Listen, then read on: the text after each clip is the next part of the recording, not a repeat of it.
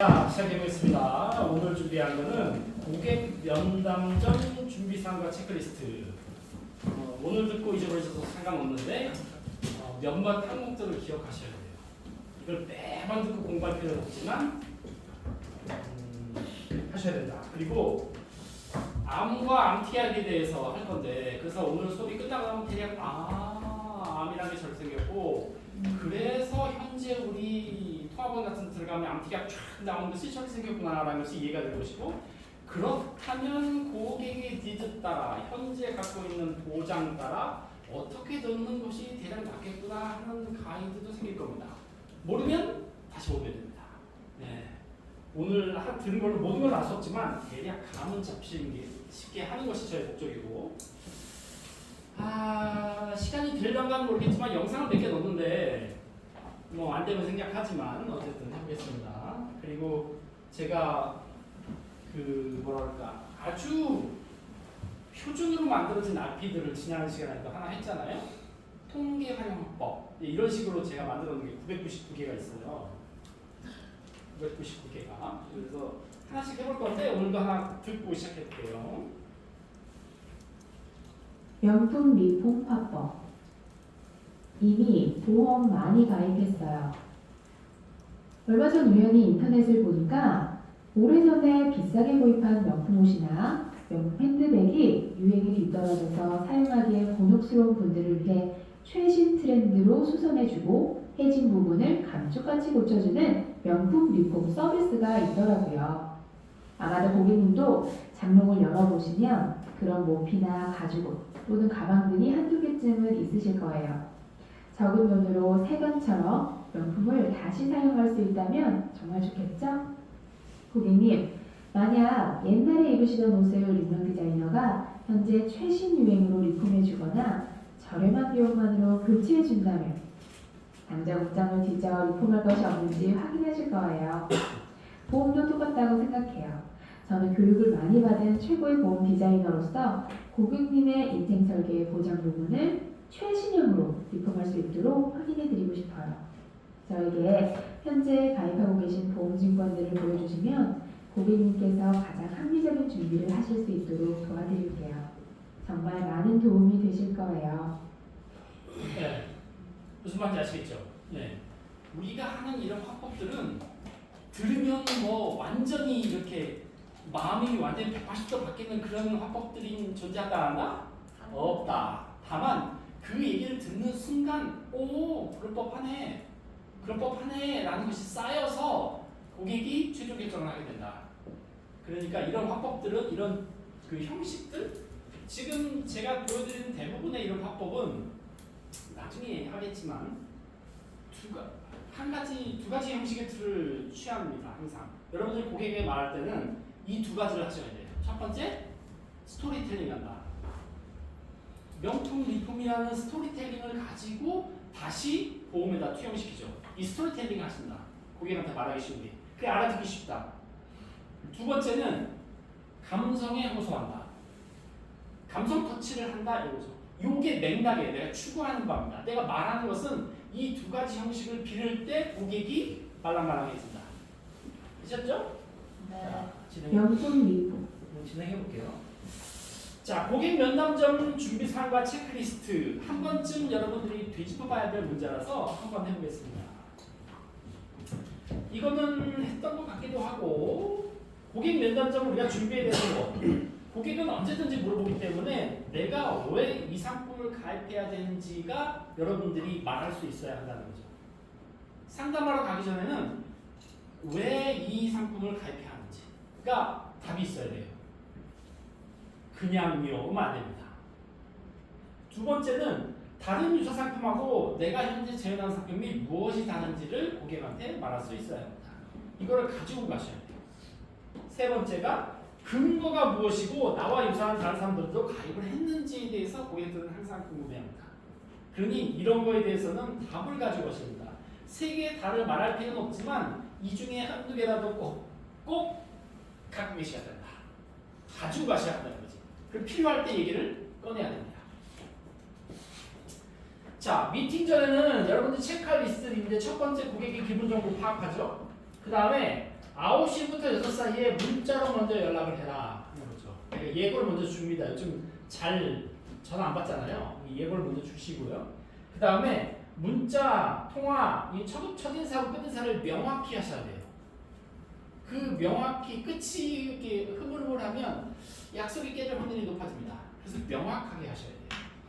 그 다음에 고객과 만날 장소, 시간, 미팅, 내용 사전 안내라는 것이 뭐냐면 우리가 약속을 해놓고도 지인들 같은 경우도 종종 있지만 특히나 이제 Y마켓, Z마켓을 가면 예기치 않게 다음 주에 10명을 약속을 해놨으면 꼭 한두 건이 캔슬되거나 내가 그 앞에 만나러 갔는데 불구하고 저 지금 출장 왔는데요? 이런 식의 말하는 사람들이 생길 겁니다. 그래서 어떻게? 사전에 출발하기 전에 통지를 하거나 하루 전날 저녁에 내일 이렇게 저희 백혈 하는데 변동 없으시죠? 하고 통지를 해주는 게 좋다. 그리고 이거는 다 아실 거지만 고객보다 가능하면 전화 먼저 끊지 말아라. 고객이 끝나면 끝나라라는 거고요. 식사 시간에 되도록 연락을 피하시는 게 좋습니다. 어차피 식사 시간에 전화해봐야 입에 오물오물 물고 통화 안 되죠. 어차피 다시 해야 돼. 그래서 식사 시간은 내가 그 고객의 식사 시간을 파악할 수 있다면 피하는 게 좋으시고요. 미팅 전날 준비할 것이 있습니다. 이거는 기본적으로 아실 거예요. 여성 같은 경우에는 심플한 액세서리가 사실은 전문가들한테는 기준이 있습니다. 2개 이상을 넘지 말아라는 설이 있어요. 액세서리를 2개 이상 넘지 마라. 막 귀걸이하고 발전했었거나 이렇게 2개를 넘지 마라. 귀걸이, 발전이, 목걸이 이렇게 모든 것을 이렇게 하는 것은 하지 마라. 반지 이렇게 하지 말라는 게 전문가의 조언입니다. 그래서 가능한 2개 정도 하시는 거를 권하고요. 그 다음에 말씀드렸죠? 다음날 미팅 리마인드 안내 문자를 전달하는 게 좋다. 그날 그 앞에 가서 약속 장소에 가서 출장인데요 라는 말을 듣지 않으면 그런 게 좋다. 그 다음에 내가 만약에 고객이 관심 있는 내용들이 있으면 미리 준비하셔야 됩니다. 명함 당연히 넉넉히 준비하시고요. 왜냐고? 우리가 그 사람을 만나러 갔지만 그 뒤에 있는 200명을 불특정하게 마주칠 수 있기 때문에 그러면 그 고객을 붙잡고 저분하고 제가 명함만 좀 교환해도 될까요? 인사만 좀 드리면 될까요? 이렇게 할 수 있게끔 기회를 얻는 게 좋다. 왜냐면 우리는 사람을 돕는 사람이기 때문에. 그 다음에 고객과 응대 상황 실습, 이거는 신입 때 많이 필요합니다. 많이 하실수록 좋아요. 상당히 하기 싫어하는 것 중에 하나거든요. 저도 신입 때 되게 하기 싫어하는 것 중에 하나 있어요. 저도 이것만 시작하면 왠지 고객 앞에 가서 현실에서는 어떻게 찌었지 무조건 해야 하니까 잘 되는데 우리가 시연을 할 때 딱 앉으면 입이 쫙 붙어가지고 말이 안 들어서더라고요. 제 신입 때 경험이에요. 그래서 하시는 게 좋습니다. 보통 통상적으로 현장에서 하는 것보다 우리가 RP 연습을 하는 것이 70% 정도 나옵니다. 그러니까 현장에서는 그거보다 한 30% 더 잘한다고 보시면 맞아요. 그래서 연습을 하는 게 좋다. 왜냐하면 연습한 그대로 상황이 꼭 이루어지지 않습니다. 하지만 언젠가 그런 고객을 만나게 됩니다. 그래서 연습합니다. 그 다음에 상품 설명을 머릿속에 이렇게 나눠서 정리를 해두셔야 돼요. 그 가이드를 찾고 가셔야 됩니다. 당일날은 뭘 체크하느냐? 약속 시간보다 무조건 10분 일찍 도착해야 됩니다. 우리가 교육받을 때 절대 정시에 도착하지 않으면 돌려보내는 것과 같습니다. 요즘은 조금 말랑해져가지고 우리가 사정하면은 해주거든요. 근데 그 옛날에는 아주 짤없었어요. 1초만 늦으면 그냥 집으로 갔습니다. 지점으로 돌려보냈어요. 다음 달에 다시 입고 가라고. 그 시초가 누굴 것 같아요? 그 시초가 된 사람이 있었거든요. 그런 일을 그렇게 하게끔 만드는 시초가 된 사람이 있었어요. 그게 저입니다. 진짜 저예요. 예전에는 교육을 본사 교육이 한 2주 했어요. 2주. 한 열흘 정도 주말 빼고 본사. 지금 우리 5일 6일 하잖아요. 그게 2주 정도 했어요. 그리고 지정 교육을 하고 마지막 주에 한 3, 4일, 5일 정도가 본부 교육을 했어요. 지금 오늘 하루 하고 있는 게 있죠? 그런 것들을 이제 한 일주일, 5일간 정도 했는데 그 5일간의 마지막 날 하고 그 다음 날 위촉이에요. 옛날에 시스템이 그랬는데 그 마지막 날 본부 안에 본부 옆에 교육장이 따로 있었는데 그 본부장님이 문을 이렇게 열어놨는데 그 앞을 이렇게 지나가서 교육장 가도록 돼 있었는데 제가 5분 늦게 지나간 거예요. 그래서 그때부터 쟤 누구야? 어느 지점에 누구야? 누구랍니다. 돌려보내. 다음 교육부터는 절대 1분이라도 늦으면 돌려보내. 그래서 그렇게 시작됐어요. 이유는 뭐 그래서 제가 한 달 지점에서 공부하면서 뼈를 깎는 고통을 지점에서 아무것도 안 하고 혼자 공부하는 거예요. 한 달 있다 그 마지막 날 하루 다시 교육 듣고 그 다음 날 위촉됐어요. 왜 이렇게 시켰을까요? 저 골탕 먹으라고? 아닙니다. 우리는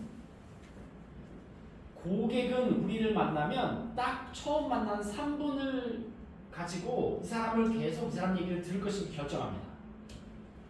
근데 거두절미하고 이 사람이 약속 시간에 5분 늦게 왔어요.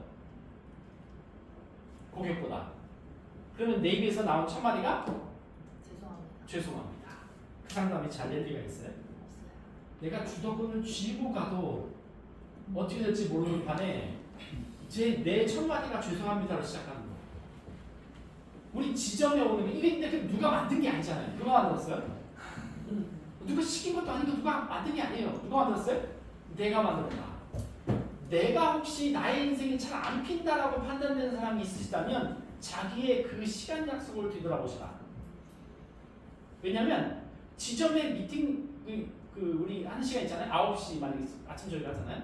근데 9시 누군가가 본부장님이 얘기하고 있거나 누군가가 진행하고 있는데 내가 지나가려면 당당하게 발로 문 차고 들어가서 이렇게 할 수 있어요? 아무래도 몸을 움켜들고 가게 되죠. 이렇게. 무슨 말인지 이해됐나? 오늘도 이렇게 하고 내일도 이렇게 하고 모레도 그렇게 하고 아침 시작을 항상 그렇게 합니다. 그 사람이 잘 될 리가 있어요? 한번 생각해보자고요. 누가 시켰어요? 네. 아무도 시킨 사람이 없어요. 만약에 뭔가가 이게 잘 안 풀린다고 판단되시면 지점에서 오는 시간을 저는 저 같은 경우에는 나중에 그때 무릎을 치고 30분씩 당겼어요. 일이 안 되면. 아무런 관계가 없는데 밀접한 관계가 있습니다. 직접적인 관계는 아무것도 없어요. 내 일이 잘 되는 거가. 그러다 보면 어떤 일이 벌어지냐면 지점 불을 내가 켜게 됩니다. 무슨 말인지 이해되시죠? 네. 근데 그걸 꾸준히 오래 했을 때 그 사람은 잘 될 겁니다. 그래서 중요하고요. 그 다음에 이렇게 관리하는 거 중요합니다. 남자들은 크게 상관이 없어요. 근데 여성분들 중에 일부분들은 여기에 딱 처음 왔을 때 꽂히면 끝도 없이 그 사람 말이 아니라 거기에만 시선이 계속 가잖아요. 그런 경험 안 해보셨나요? 그 사람한테 그거에만 신경인가 계속 끝까지. 그렇지 말이 하나도 안 들리는 거예요. 그래서 그렇습니다. 자, 시계는 착용하라고 되어 있는데요. 시계 착용을 왜 권하냐면 전 시계를 안 착용하는데 시계는 왜 권하냐면 시계를 착용한다는 얘기는 시계를 본다는 얘기잖아요. 그러니까 저 사람 시간 약속을 중히 여기는 사람이라는 것 때문에 시계 착용하라고 하는 겁니다. 사실 이 매뉴얼에서는 그렇습니다. 그리고 중요한 거 화두를 뭘로 열 것인가를 준비해 두셔야 돼요. 안녕하세요. 누구 소개로 누구입니다. 전화 목소리보다 굉장히 훨씬 목소리가 좋으시네요. 훨씬 더 보기보다는 목소리보다는 훨씬 더 미인이시네요. 훨씬 미남이십니다. 오늘 날씨와 넥타이가 너무 잘 어울리시네요. 넥타이가 없는 것이. 무슨 말인지 말도 안 되는 얘기인지 그 사람도 알고 나도 알지만 숨을 듣고 준비하시라. 무슨 말인지 되죠? 준비하시라. 가능하면 그 사람의 칭찬으로 하시라. 집으로 가는 시에는 벨 누르기 전에 반드시 문자 알림하시라. 저 이 경험 많습니다. 그래서 예전에는 정말 이렇게 얘기하니까 정말 예전이네. 정말 예전이네 이렇게 얘기하니까. 그 비디오 VHS 비디오 있잖아요. 가정방문인데 그 집에 애기가 있었는데 그 비디오를 갖고 다녔어요. 그 그거 이렇게 애기 틀어주고 저 식탁에서 얘기해야 되거든. 계속 엄마 하고 와서 계속 얘기를 중간에 시끄러웠거든요. 네, 맞아. 그러니 애들이 그 당시에 제일 좋아하는 거, 그 당시엔 저도 애기가 어렸을 거니까 그거 비디오 테이프 틀어주고 계속 얘기하는 거죠. 거기 집중하고 있는 거나 그런 경험이 있습니다.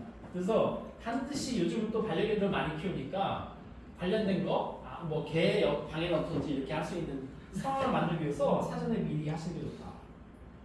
들어가기 전에 아니면 1층에서 지금 올라가겠습니다라고 얘기하고 올라간다든지 그렇게 하시다. 가방은 가능하면 테이블 위가 아닌 바닥에 놓으시는 게 좋습니다. 올려 상위에 딱 이렇게 올리는 것보다 테이블 위에다가 바닥에 두시는 게 좋고요.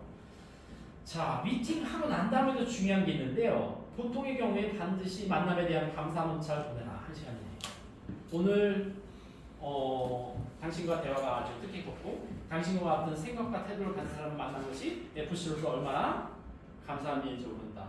당신과 앞으로 좋은 관계를 맺고 싶습니다. 다음 주에 약속 시간에 뵙도록 하겠습니다. 이런 식의 논조를 가지고 문자를 해주시면 좋다. 그 다음에 고객이 무언가 상담 나눌 때 뭔가 관심 있어 하는 것들 있죠.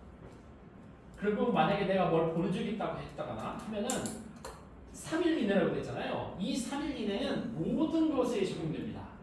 아, 내가 저거 지금 막 메모해요. 이거 다시 볼 거야 라고 메모하시죠. 그죠? 아마 그런 일 별로 없으실 거예요. 근데 만약에 볼 거다라고 하면 언제? 며칠 이내? 3일 이내. 내가 나도 편지 써야지. 저 사람처럼 저런 식의 편지를 써야지. 라고 한다면 실행을 언제 이내? 3일 이내. 내가 이 책을 보고 공부를 할 거야. 공부를 시작해야지 하면 언제부터? 3일 이내. 3일 이내 하지 않으면 언젠가 그런 일을 마음먹은 거에 불과하지 내 것이 되지 않습니다. 무언가를 하기로 했으면 3일 이내에 실행하셔야 돼요. 그리고 일주일 뒤에 안부 통화를 합니다. 이거는 이제 상담이 종료됐을 경우 그런 거예요. 만약에 그분이 전화 통화하기 어려운 상황일 경우에는 톡을 남기시던지 이렇게 하시면 되고요. 그 다음에 미팅 시 나온 고객 정보나 데이터는 항상 정리해서 솔FC에 입력해 주셔야 됩니다. 이걸 습관화하셔야 돼요. 상담하고 나오면 그것이 머릿속에서 채 없어지기 전에 패드를 켜고 메모를 입력하셔야 돼요. 오늘 만난 사람 체크 누르고 메모장에다 다 입력하셔야 돼요. 최대한. 왜냐면 여러분의 머리를 믿지 마세요. 절대 기억할 리가 없습니다. 지인은 기억합니다. 이미 알고 있는 사람은. 근데 그렇지 않은 사람은 뒤돌아서면 그 아이가 아까 2명인데 이름이 뭐라고 했더라? 그 바로 직전이 아니면 기억이 안 남으실 거예요. 직후가 아니면. 네. 그 다음에 미팅 후에 제한점과 보완할 점을 성찰해라 되어 있는데 요거는 가능하면 매니저가 하면 좋습니다. 선배들과 하면 좋고요. 스스로도 만약에 생각나는 점이 있었다면 메모해서 해주시는 거 권하고 싶고요. 그 다음에 체크리스트 보겠습니다. 이거는 뭐냐면 상담을 하실 때 이런 원칙들을 지켜라 하시는 거예요. 하는 거예요. 그 중에 하나가 뭐냐면 인구 동향 및 의료 동향을 제시하고 현재 보장 범위가 적절한지 업그레이드가 필요한지 보험 상품에 대한 객관적 지식을 갖도록 한다. 이게 뭔 말이냐면 우리 지난 시간에 했던 통계를 이용한다 하는 거 있죠. 그거는 항상 관심을 두고 내가 주로 쓰는 통계는 항상 갖고 계셔야 돼요. 주로 쓰는 거. 왜냐하면 내가 고객한테 뭐라고 얘기하는 것보다 구체적인 통계 수치를 나는 제시하면서 얘기하는 것이 내가 하는 말이 훨씬 신뢰성이 있습니다. 2024년 12월 15일 날 발표된 통계표에 따르면 당신이 우리나라 사람들은 하루에 208명은 집을 퇴근하지 못하신대요. 출근하셨다가 라고 근거를 대면서 얘기하는 거. 필요하다면 내가 만약 못 외우면 자료를 보여드리면서 얘기하는 것도 좋습니다. 그래서 그걸 활용하시라는 거고요. 항상 이걸 제시하는 게 좋습니다. 왜냐하면 우리가 만나는 고객 중에 일부는 뭐랄까 이 이성적인 걸로 모든 판단을 내리는 사람들 있죠. 그런 사람이 존재합니다. 저희 팀 같으면 정말 FC가 된 사람.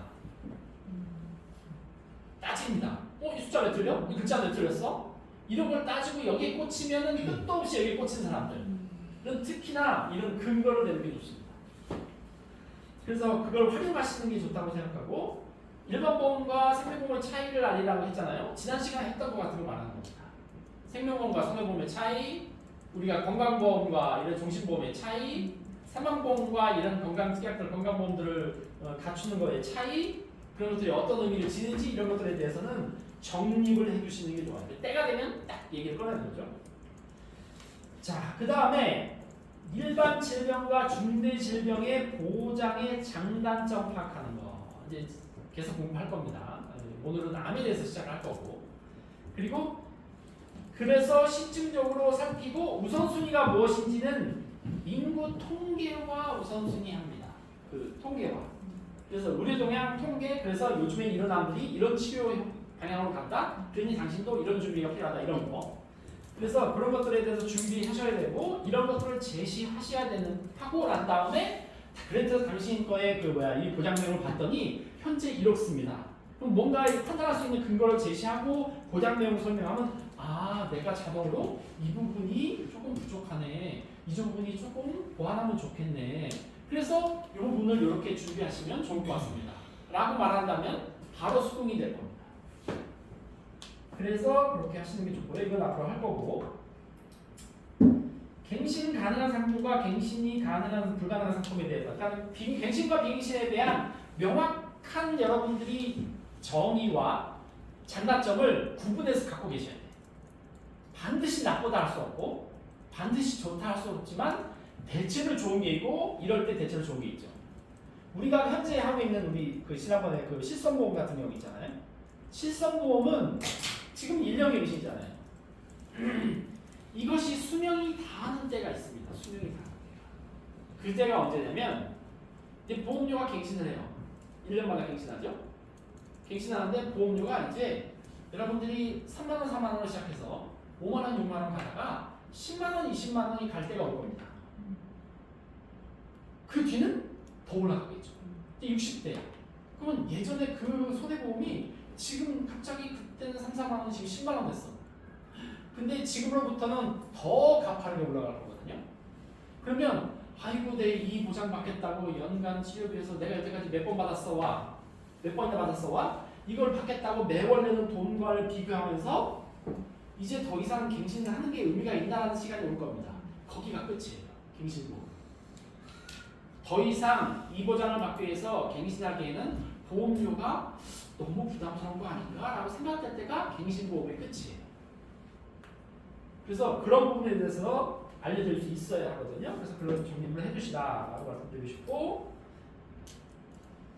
그 다음에 여러분들은 어떻게 이해하고 계실지 모르겠지만 우리가 갖고 있는 진단금 있죠. 암 진단금, 뇌경색 진단금, 심근경색 진단금, 이 진단금들 있죠.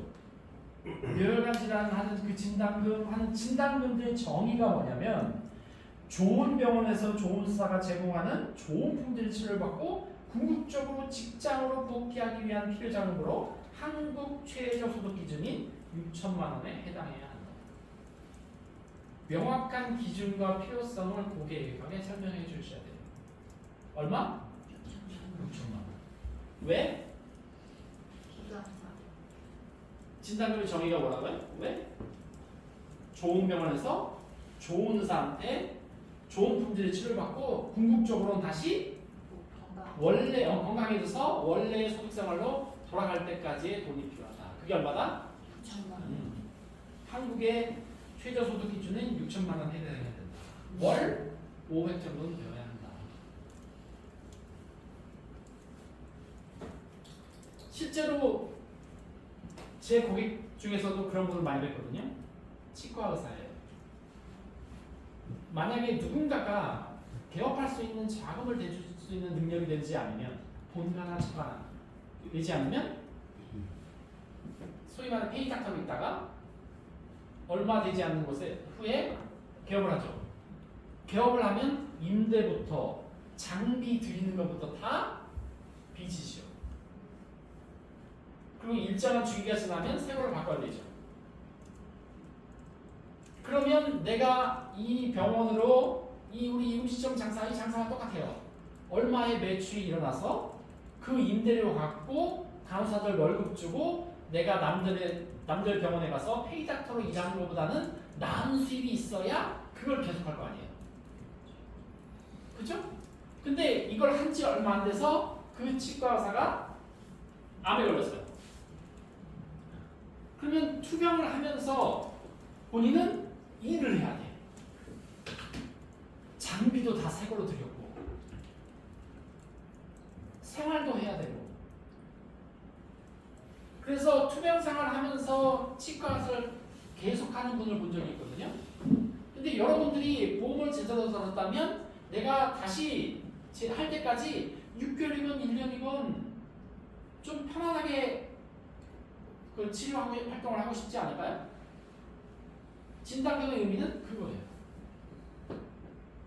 어떻게 당신은 현재 진단금이 2천만 원이신데 적당하신가요?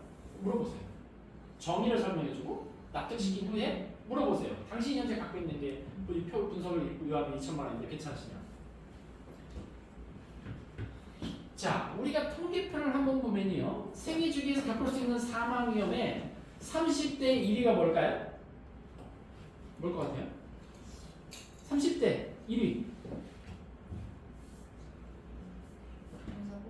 네? 30대는 뭘로 가장 많이 죽을 것 같아요? 자살? 네, 자살입니다. 자살이 1위고요. 이거 통계에 의해서 그래. 통계청에서 발표한 통계에 의해서. 1위가 자살이고요. 2위가 암이고요. 3위가 심장전입니다. 40대 1위는 뭘까요? 네. 암이 1위고요. 자살이 뒤로 갑니다. 그리고 간질환 1위예요. 사망 원인. 50대는요. 암, 심장질환 이렇습니다. 60대는 자살이 없어집니다. 이제 줄 생각이 없어요. 둘대 진짜. 이제 줄 산전수는 다 꺾었어. 여기서 죽으면 억울하지. 줄 생각이 없어. 생각을 좀 바꿔야 되는데. 네. 암, 심장질환, 뇌질환 순서가 있습니다. 왜냐고요? 제가 다음에 뇌심 할 때도 설명드리겠지만 자다가 사망한체를 발견되면 심근경색이고요. 의식불명으로 발견되면 뇌경색이에요. 뇌경색 뇌출혈이에요. 그래서 심장질환이 좀 더 사망률이 많습니다. 70대는요. 암, 심장질환, 뇌질환. 그 뒤는 계속 적었습니다. 자, 우리가 일정한 보험료를 냅니다. 열심히 살아서 일정한 보험료, 내 위험관리를 위해서 보험료를 일정 부분 내요. 보험료의 적정 수준은 보통 어떻게 말하냐면 내 저축 가능한 금액의 10%에서 내 소득의 10% 사이에서 정하면 적정하다고 얘기합니다. 당신 적정 보험료. 그럼 얼마에서 얼마 사이에요? 나옵니다. 그 사이 안에 본인의 상황에 따라서 재정적인 상황에 따라서 이쪽으로 갈 수도 있고 이쪽으로 갈 수도 있어요. 내 수입이 100만 원이에요. 지출 100만 원이야. 저축률 빵이야. 그렇다고 이런 사람일수록 보장이 더 필요하죠. 맞죠? 이런 사람일수록 위험에 처하면 보험이 절실하잖아요. 아무런 방법이 없잖아. 저축한 돈이 있는 것도 아니고. 그러면 이런 사람은 저축 가능 금액이 0이니까 0이어야 될까요? 이런 사람들은 소득의 10%에 가까워지도록 하려고 노력을 해야 되는 거죠. 뭔가의 지출을 줄여서. 자, 그렇다면 내가 이 적정 보험료를 내서 준비를 한다면 우리가 현재 나는 이런 확률에 처해 있어요. 그럼 가장 먼저 보장을 뭐부터 해야 될까요?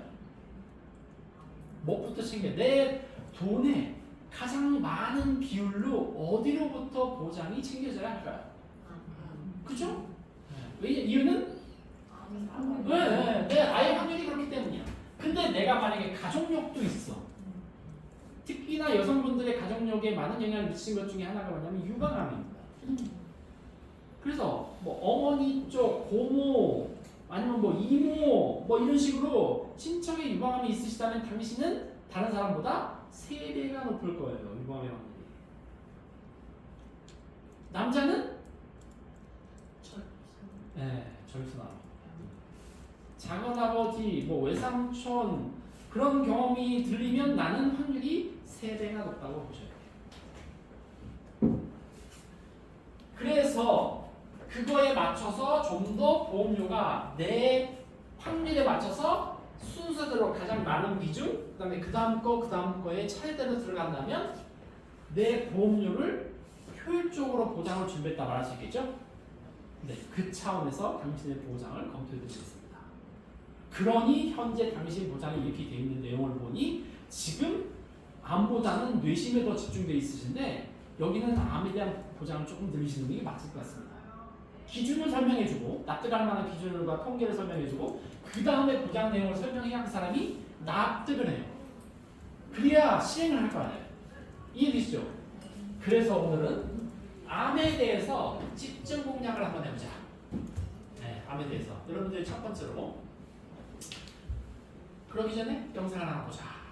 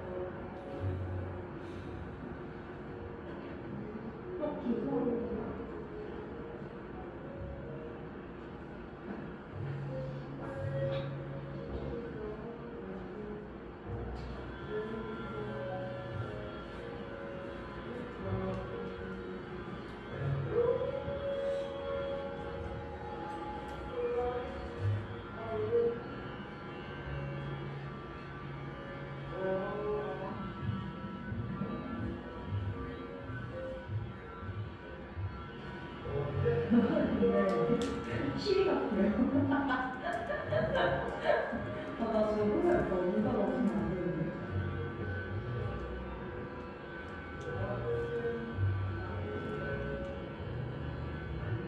근데 부산이 되죠.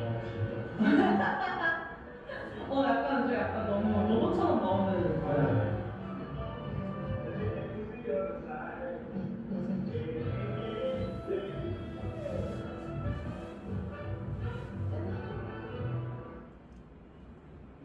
이 사람의 이름은 뷰티유튜버 새벽입니다. 아시는 분도 있을지 모르겠지만 사망했습니다. 혈액암이었고요. 림프종 혈액암이었고 어느 날 갑자기 문득 자기 브이로그를 찍다 말고 병원에 저기 검진이 가는 날이에요. 이러면서 브이로그에 여기까지밖에 못 찍겠네요 하고 병원 들어갔다가 그 다음에 나온 결과가 림프종 혈액암이었어요. 투병을 하던 중에 투병을 하면 머리카락이 빠지기 시작합니다.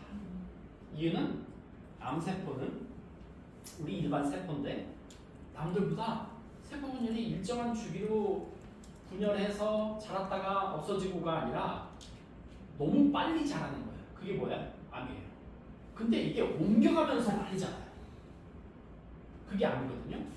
그러니까 항암제는 어떻게 하냐면 그 빨리 자라는 세포에 가서 작용하도록 만들어진 게 항암제입니다. 우리 몸에서 가장 세포 분열이 많은 데가 어디에? 머리 모근입니다. 그래서 항암제를 투여하면 머리카락이 빠지는 거예요. 그러니 아침에 자고 일어나면 베개에 머리가 막 이렇게 한 움큼씩 빠지니까 어떤 선택을 해요? 네, 그래서 삭발합니다.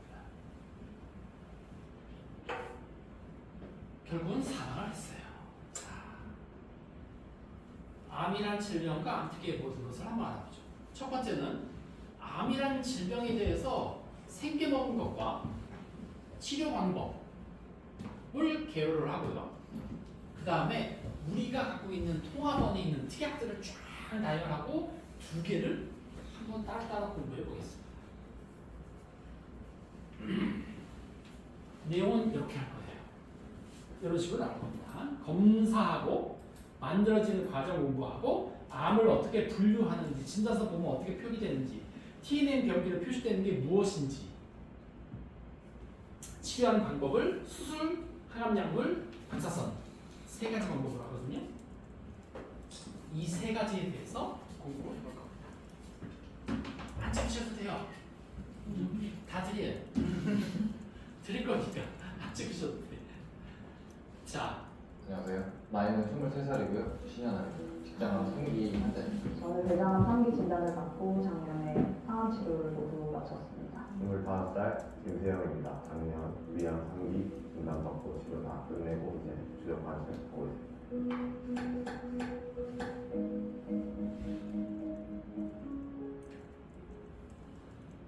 사실 저는 이 암이 첫 번째 암이 아니에요. 8살 때 횡근근육종이라는 소아암 환자였고요. 투병을 했고 마취 판정을 받았는데 14년이 흐른 지금 직장암 3기 판정을 받았습니다. 소아암 치료를 할 때 가족분들이 얼마나 고생하는지 제가 눈으로 직접 봤었으니까 제가 아픈 거는 제가 아파서 견뎌내고 하는 거죠. 지켜봐야 하는 보호자의 입장에서도 많이 괴롭기 때문에 마음이 3년 전에 이제 어머니께서 뇌종양으로 투병을 하시다가 돌아가시고 2년 만에 제가 대장암 진단을 받았는데요. 변비 증상이랑 하복부 통증이 너무 심해가지고 진통제 이런 것들, 변비약 이런 걸 혼자 스스로 자가 진단했는데 진통이 시간이 지날수록 더 심해지고 그래서 병원에 갔더니 내시경조차 진행할 수 없을 정도로 대장이 꽉 막혔는데 지금까지 어떻게 몰랐냐 라고 하셔가지고 저는 나이도 너무 어리고 당시에 29살이니까 제가 29살인데 암이라고요? 하면서 왜 나한테 이런 일이 일어났을까? 원망스러운 마음이 처음엔 가장 컸어요. 지금은 제가 제 자신을 돌이켜봤을 때 제대로 쉬지 않고 제 몸을 좀 안 좋은 것도 많이 먹고 친구를 따라서 똑같이 술 먹고 많이 그렇게 학대를 했던 것 같아요. 몸을 딱 정말 항암 치료에 딱 들어갔을 때는 정말 나와의 암과의 대결이고 정말 둘이 싸워 나가야 되는 거라고 생각이 들더라고요. 좀 강하게 마음을 먹었던 것 같아요. 한창 나오는 상태를 내시경 유행할 때였어서 친구가 같이 왔었거든요. 옆에서 찍어줄게 하고 왔더니 이제 갑자기 의사 선생님이 문 불러가고요. 악성 동의하는 것 같다고 하셨는데 어떻게 해야 되지? 네, 이제 어떻게 되는 뭐 이런 슬픔에 잠깐 그게 다 어그러하다. 20대 초반 저처럼 생활하는 사람이 많이 있는데 내가 써본 지 얼마 안 됐는데 이제 인생이 꽃좀 떠올랐는데 암 같은 거에 맡기는 건 답답하니 그래서 살고 싶었습니다. 네. 20대들이 암에 처음 마주하면 저렇습니다. 30대라고 다를까요? 40대는 다를까요? 지금은 어떨 것 같아요, 여러분? 지금 건강문제는 왔는데 큰 병원 가보라요. 그러면 어떨 것 같아요? 다 비슷한 마음일 거라고 생각되고요. 암은 이렇게 검사를 합니다. 그래서 의심되지 않을 때는 선별검사, 의심될 때는 진단검사, 암 진단 후에 진행 단계 확인을 위해서는 정밀검사, 치료 과정 중에서는 추적검사, 단어에 의해 의미가 있습니다. 그 말에 따라서 진행 상태를 알 수 있어요. 정밀검사 해볼게요. 그럼 뭐예요?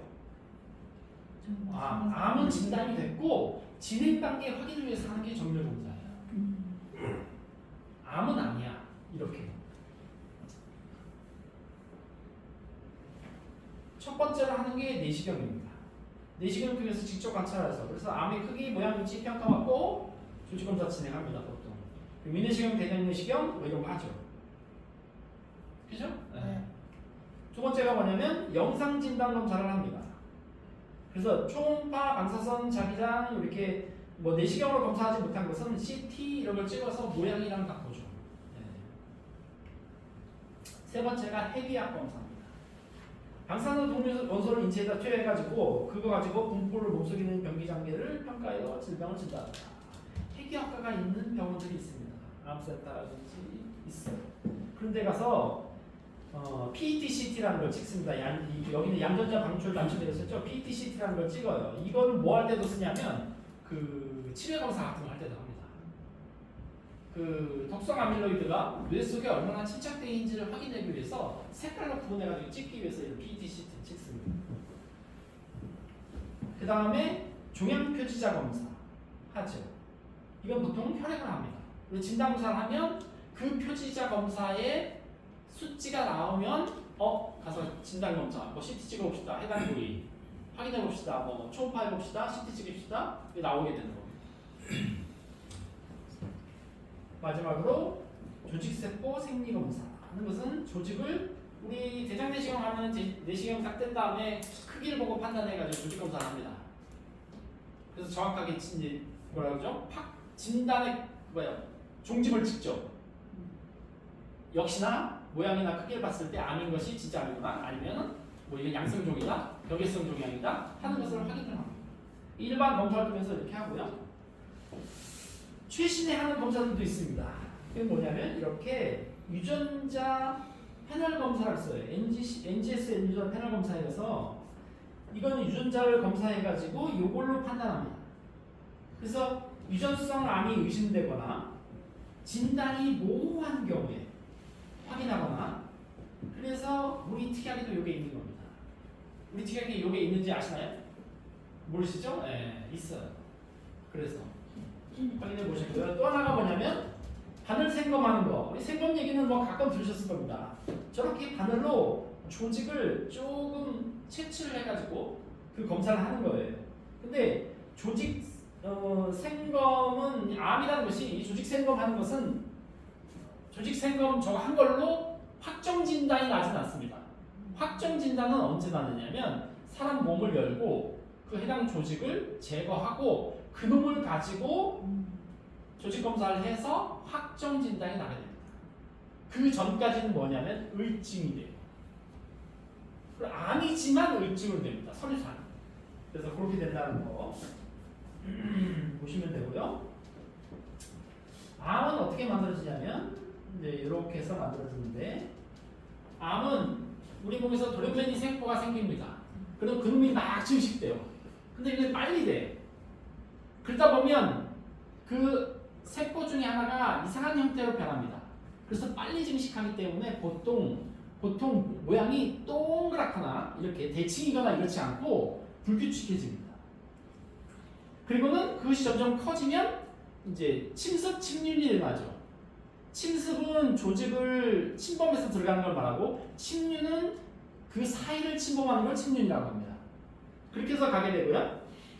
그것이 점점 퍼지면 혈관층에까지 다다르면 혈액을 타고 해당 암세포가 돌아다닙니다. 그래서 어느 곳에 도착을 해서 하죠. 보통의 경우는 그래서 폐 전이 되면 보통 통상적으로 폐를 확인합니다. 그래서 폐에 암이 조직이 발견됐다, 그러면 전이 됐다 판단합니다. 자, 한번 더 영상 한번 볼까요? 위암은 주로 50대 이후에 발병하지만 20, 30대 젊은 층도 안심할 수 없습니다. 젊을수록 위암이 공격적인 데다가 발견도 어렵기 때문에 오히려 치료가 더 쉽지 않다고 합니다. 이충원 의학 전문 기자가 보도합니다. 위암 수술 뒤 항암 치료를 받고 있는 29살 여성입니다. 가벼운 위염 정도로 생각했는데 뜻밖의 위암이었습니다. 그냥 속 쓰림 증상이 있고 빈혈 증상이 있어서 증상이 계속 없어지지 않아서 내시경을 해보자 해서 했더니 그때 3기 위암 현기라고 하셨어요. 20, 30대 위암 환자는 전체 위암 환자 중 5%에 불과하지만 암이 더 공격적이어서 주의가 필요합니다. 젊은 층에 생기는 위암은 덩어리를 형성하는 장형보다는 위 점막 안에 암세포가 깔리는 미만형이 많기 때문입니다. 미만형은 밖으로 튀어나오지 않아 증상이 없고 발견도 어렵습니다. 암세포도 더 공격적이어서 위벽을 뚫고 다른 장기로 전이되는 경우가 많습니다. 실제로 사기 위암이 40살 이상에선 11%에 그친 반면 30대는 20%로 더 많습니다. 이 때문에 위암이 30대 암 사망 원인 중 1위를 차지하고 있습니다. 증상이 있어도 검사도 안 하고 또 증상도 잘 없고 그러니까 이제 늦게 발견이 되니까 뇌가 더 안 좋고 40살 이전이라도 소화불량이나 섭취등 증상이 계속 나타나면 위내시경 검사를 받아야 합니다. 위암 가족력이 있다면 30대부터 정기적인 위내시경 검사를 받는 게 좋습니다. 또 위암의 원인 중 하나인 헬리코박터균을 없애는 치료도 필요합니다. KBS 뉴스 이초원입니다. 위암 가족력이 있다면 언제부터 검사 받아보는 게 좋다?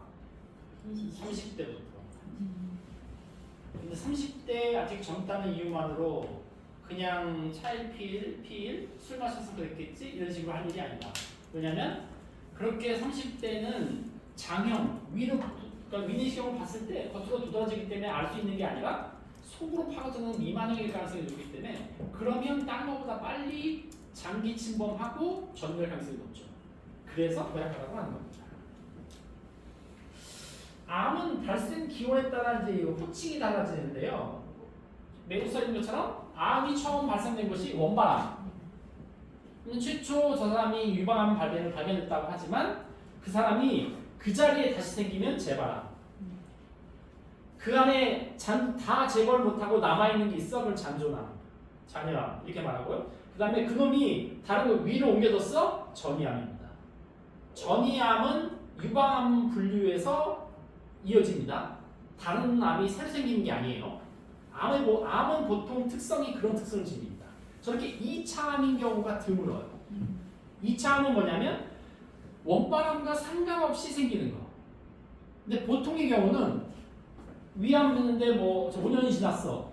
얘는 유방암 특히나 5년이 지났어. 괜찮았대. 근데 갑자기 폐에 암의 조직이 발견됐어요. 전이암입니다. 거의 대부분. 2차 암이 아니라 대부분이 전이암. 이유가 뭐다? 암이라는 놈의 특성이 그래요. 차이를 어떻게 알아요? 에? 구별을 저는 모르는데 의사들은 알아요. 저는 모르는데 의사들은 알아요. 네. 근데 통상적으로 제가 알 때 대부분이 전이야. 저렇게 그 2차 암의 경우가 굉장히 드문 예라고 하더라고요. 저는 난소암 3C고요. 그리고 난소암 발견된 지는 한 8년 정도 됐어요. 24살 때 발견해서 지금 32살을 살고 있고 저희는 지하철에서 1시간 반 정도 출근을 했었는데 그 1시간 반 정도 중 일주일에 한 번씩 쓰러졌어요. 거의 항상 수요일에 쓰러졌어요. 수요일에 막 아픈 것처럼 너무 계속 쓰러지니까 한번에 갈게. 혼자를 했는데 그게 뭐 이게 그냥 일반적으로 난소에 있는 부분 우울한 모양인데 저한테 있는 부분 넘긴 모양 삐죽삐죽하게 있어서 그냥 되게 간단하게 1시간 수술하자 그러고 들어갔는데 너무 아픈 거예요. 나중에 의사선생님 들어오셔서 요즘 중환자실이고 생각보다 결과가 좋지 않다 라고만 얘기를 하셨어요. 나중에 수술 결과를 알았더니 난소 2개랑 자궁이랑 다 절제가 제 또래는 정말 한 명도 보지 못했거든요. 그래서 나한테 왜 이러고 나만 왜 이렇게 생각했는데 병원에 딱 가면 병원에 진짜 많아요. 생각보다 전리고 나왔는데 쟤도 암이고 얘도 그냥 보여요. 최대한 꾸미고 최대한 가려도 암 환자들끼리 보여요. 가만히다. 가만히다. 적은 가만히다. 이게 보이거든요. 생각보다 너무 많고 너무 많아서 항암 치료를 만약에 오늘 해야 되는데 2번 실이 없어요. 사람이 너무 많아서 2번 할 곳이 없어요. 항암약이 빠르게 자라나는 것들을 다 죽여요. 얘들이 똑똑하진 않아요. 그냥 암세포가 몸에서 제일 빨리 자라나는 거인데 그래서 얘네가 그냥 빨리 자라나고 있는 애들 다 죽이는 거예요. 항암약이. 그래서 머리카락이 정말 어떻게 빠지냐면 그냥 숭 이렇게 숭 빠지면 여기가 머리카락이 너무 크거든요. 그래서 너무 신기해서 엄마한테 이렇게 숭 이렇게 보여줘. 나중에는 너무 많이 빠지니까 미용실을 하셨거든요. 그래서 부모한테 가서 했는데 뭐가 이상이 괜찮아요. 저는 우선 이모가 엄청 좋아요. 그렇게 4년 6개월이 필요 없고 근데 나는 지금 아바타의 장점 중에 PCT를 얘기했잖아요. 그거를 주기적으로 찍어요. 1년, 그냥 4년 6개월 지나면 1년에 한 번 찍거든요. 1년에 한 번 찍었는데 근데 식단이 뭐가 보입니다. 근데 이게 아닐 수도 있고 아닐 수도 있는데 다시 해보자. 그냥 가서 MRI를 찍고 결과를 기다렸는데 제발이 제발. 근데 제가 총 12차 항암을 썼거든요. 딱 1년이 걸렸어요. 항암을 1년이 걸렸는데 그래도 12차 항암은 잘 견뎠고 지금은 수정. 여기까지가 2018년 7월까지 계속 사실. 특징이 있어요. 여태까지 나온 영상들 잘 보시면 특징이 있습니다. 뭐냐면 암이 다 몇 기예요? 3기. 3기 C라고 붙여있더라. 3기 안에도 A, B, C를 나눕니다. 정도에 따라서 C가 더 안 좋은 거예요. C 다음이 4기예요. 그렇게 나누는데 대부분이 3기예요. 이유가 뭘까요? 젊으니까 그래요. 젊어서 빠른 것도 있지만 검사해요 안 해요? 자기가 그럴 거라 생각해요 안 해요? 아프면은 다른 거 생각하지 이거 생각해요? 네. 그래서 다 3기에 발견되는 거예요. 일찍 발견되는 경우가 없는 거예요. 그래서 가족력이 있다면 조금 챙기셔야 하고 이런 경우까지 막기 위해서 뭘 한다고요? 15세가 넘으면 보험을 어른보험을 세팅해 주는 거예요. 걔도 15세지만 나이가 먹잖아요. 나이가 들도. 그래서 그렇게 하는 거예요. 그래서 현명한 부모님들은 15세가 됐을 때 어른보험을 바꿔줍니다. 그래서 그 아이의 이벤트가 바뀔 때, 소위 말해서 사회생활을 시작할 때 다시 조금 더 검토해서 진행해주고요. 그 다음에 결혼을 할 때 검토해서 진행해주고요. 아이가 하나 생기면 검토해서 진행해주고요. 둘이 되면 또 검토해서 진행해주고요. 만약에 사원을 입사했다가 과장이 되면 다시 한번 검토해서 수입 대비 10% 하는지 확인한 다음에 가능하다면 조금 더 적용해주고요. 요 관리를 다 누가 한다? FC들이 한다. 우리 FC들이 한다. 제가 당신을 관리드리면서 하는 일입니다. 자, 암을 보면 진단서 같은 데 보면 TNM 병기라는 게 있어요. 암을 표기할 때 TNM 이 세 글자를 표시합니다. 그 중에 T가 뭐냐면 튜머 해가지고 종양이라는 표시예요. T0 하면은 종양의 증거가 없음. T1 점막 하층까지 침범했다. 이러면 T2 하면 어떻게 그 근육층 또는 점막 하층까지 침범한 경우. T3 여기 보시면 이렇게 크기에 따라서 어디까지 침범했는지 따라서 표시됩니다. 그 TNM 병기로 현재 진단서를 딱 봤을 때 T3에 뭐 N0에 M1 이런 식으로 표시되는 거예요. 아 그러면 현재 내 암의 상태를 그걸로 보고 알 수 있어요. 무슨 말인지 이해되시죠? 자, N은 뭐냐면 림프절 전이가 있냐 없냐를 따지는 거예요. 1개에서 2개까지 림프절 전이가 있으면 N1, N2는 3개에서 5개, N3A는 7개에서 15개, N3B는 16개 이상. 무슨 얘기예요? 그러니까 얼마나 림프절 전이가 일어나는지 상태에 따라서 달라집니다. 또 왜냐면 그러면 뭐가 달라지냐면 차후 항암을 어떻게 할 것인가 달라지고 몇 번이나 할 것이며 이 사람이 재발 확률이 얼마나 될 거라는 것을 의사들이 판단하고 관리를 합니다. 그게 요 N이고요. 두 번째 건 림프절들. 세 번째는 뭐냐면 전이가 됐느냐라는 거예요.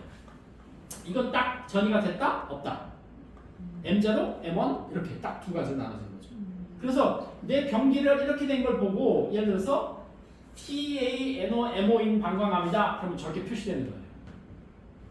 TA 하면 예를 들어서 종양이 점막층에 국한되어 있고 림프절 전이가 없고 원격 전이가 없다. 이렇게. 무슨 말인지 이해되죠? 저렇게 TNM 병기 기준을 가지고 암을 현재 상황을 판단할 수 있는 거죠. 고객들은 모를 수 있습니다. 여러분들도 지금 보고 다 잊어버릴 수 있어요. 근데 나중에 고객이 진단서나 청구해달라고 이렇게 오면 그걸 보고 대략 판단할 수 있죠. 그러면 여러분들이 행동을 해야 됩니다. FC로서. 어떤 행동을 해야 되느냐? 저 같은 경우에는 이랬어요. 당신이 나를 만나야 되는 이유이기도 하고 고객한테 설명을 하는 거예요. 이런 RP를 합니다. 저 실제로. 그래서 당신이 내가 어떤 마인드를 가지고 고객들을 관리하는지에 대해 설명을 하는 거예요. 사회에서 만났어요. 고객으로 만났지. 고객과 FC를 만났는데 나중에 알고 봤더니 고등학교 4년인가 5년 후배였어요. 그 친구도 결혼을 되게 늦게 했고 근데 어느 날 갑자기 연락이 왔어요. 자기가 건강검진을 했는데 작년까지도 괜찮았는데 지금 이달에 간암 판정 받았다는 거예요. 지난달에. 그리고는 그 상태가 지금 혈액에까지 전이된 상태, 림프절전이 이렇게 전이가 된 상태라서 딱히 손쓸 수는 없다. 수술을 하지 못한다. 왜냐면 간 같은 경우에 생각해보자고요. 간에 암세포가 있는데 한 귀퉁이에 몰려있으면 잘라낼 수 있습니다. 간. 일부가 있어도 살아요. 근데 그게 3개나 5개 이상 점점이 박혀 있으면 간을 다 드러내면 사람이 살지 못합니다. 그래서 수술이 불가해요. 그리고 그 점점이 박혀있는 암의 상태가 이미 혈관층까지 침범해서 전이가 됐다고 예측이 돼요. 그래서 림프절에도 발견이 됐어요. 그러니 지금 당장은 항암 말고는 항암 약물 쓰는 거 말고는 수술할 수 없는 상태야. 그러면서 저한테 그 당시 우리 놀라정 같은 걸 가입하고 있었거든요. 그러면서 이 보험금을 좀 빨리 받아줄 수 있냐는 거야. 진단금 1억하고 암 진단금 포함해가지고, 그러니까 그 주계약에서 1억, 그 다음에 암 진단금 이런 거 포함해가지고 한 1억 5천 정도를 지급을 이제 서류 접수하고 본사에 좀 얘기를 해서 상황 설명하고 좀 빨리 지급 검토해서 지급해달라고 얘기하고 받았어요. 왜 그렇게 받았느냐? 한 1억 5천 정도를 자기가 그 당시에 주입자 가속기 치료가 독일하고 일본이 있었을 때 독일에다가 영문 진단서를 다 받아가지고 보내놓고 수술을 좀 해볼 만한 가능성이 있다면 가서 해볼 텐데 일단 가서 하는 일주일 정도 가서 해보는 기본 비용이 1억이던데 대행업체 통해서 하는 게. 그러니 보험금을 빨리 받아줄 수 없겠습니까? 라는 거였어요.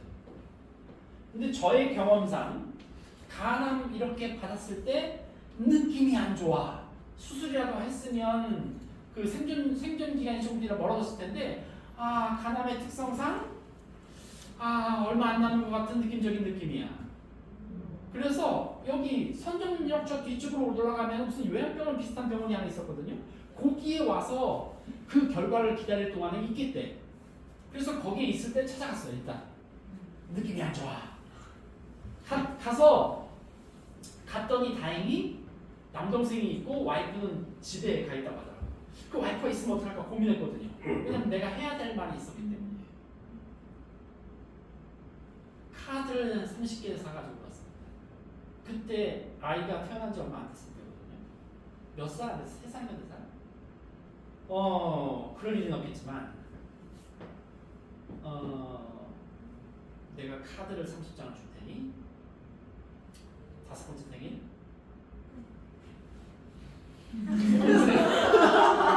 여섯 번째 생일 카드 써라. 잘 나오면 너한테 돌려줄 것이고 그렇지 않으면 내가 대신 돌려주마. 그러니까 알겠대. 마침 와이프가 있으면 내가 그 얘기를 못하겠더라고. 참악하고 있어. 그리고 30장을 매겼어요. 카드. 생일 카드.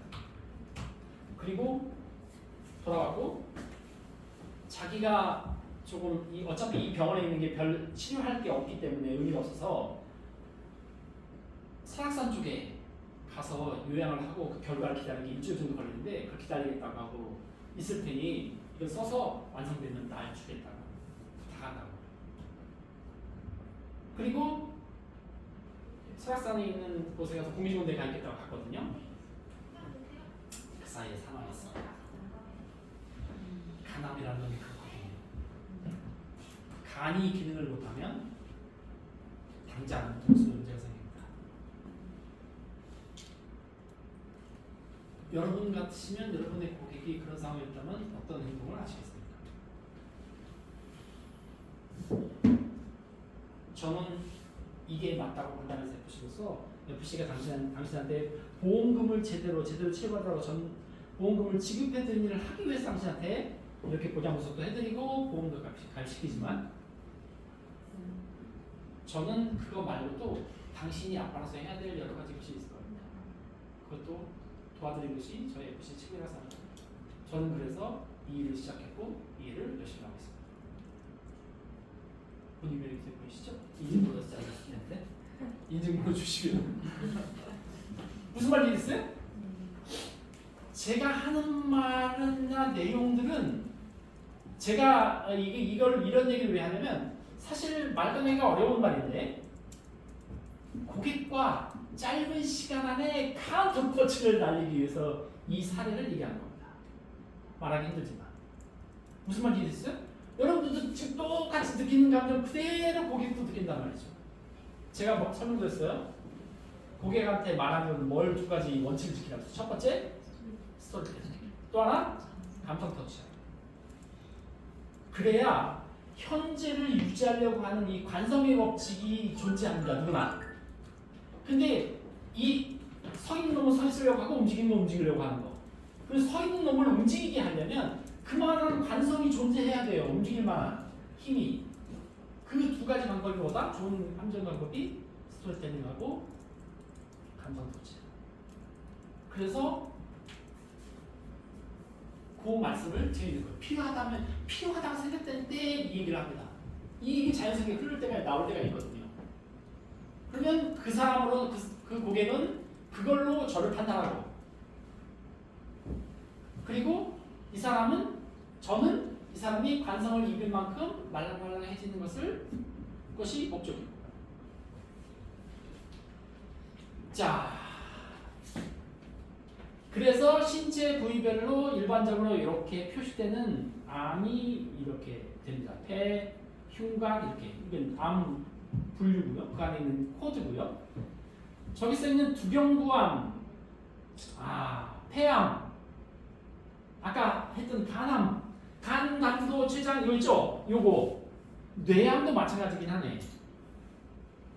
지금 두경부, 폐, 간, 뇌 이런 것들은 예후가 안 좋습니다.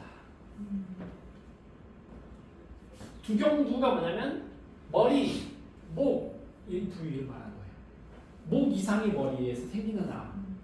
왜냐면 그게 작더라도 막 제거할 수가 없어. 혀에 암이 있으면 혀 막 다 잘라버리고 막 목 있다고 목을 이렇게 잘라내가지고 이어붙일 수도 없고 무슨 말인지 이해되죠?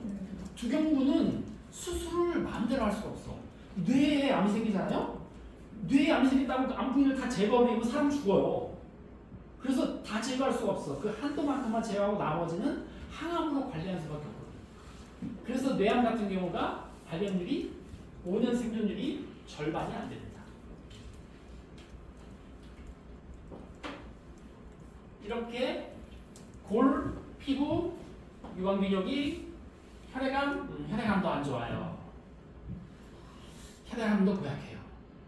고약한 암들 중에 하나입니다. 그래서 저렇게 있고요. 신체 부위의 유사암이라는 거 있죠. 우리 소외감 아니 유사암 하는 거 있죠. 그거 한번 보자고요. 첫 번째가 기타 피부암입니다. 피부암이 이렇게 편평세포암부터 기저세포암, 흑색종 있죠. 저 흑색종이 고약한 놈이에요. 피부암. 흑색종은 일반 암들처럼 그렇게 고약하다고 보시면 돼요.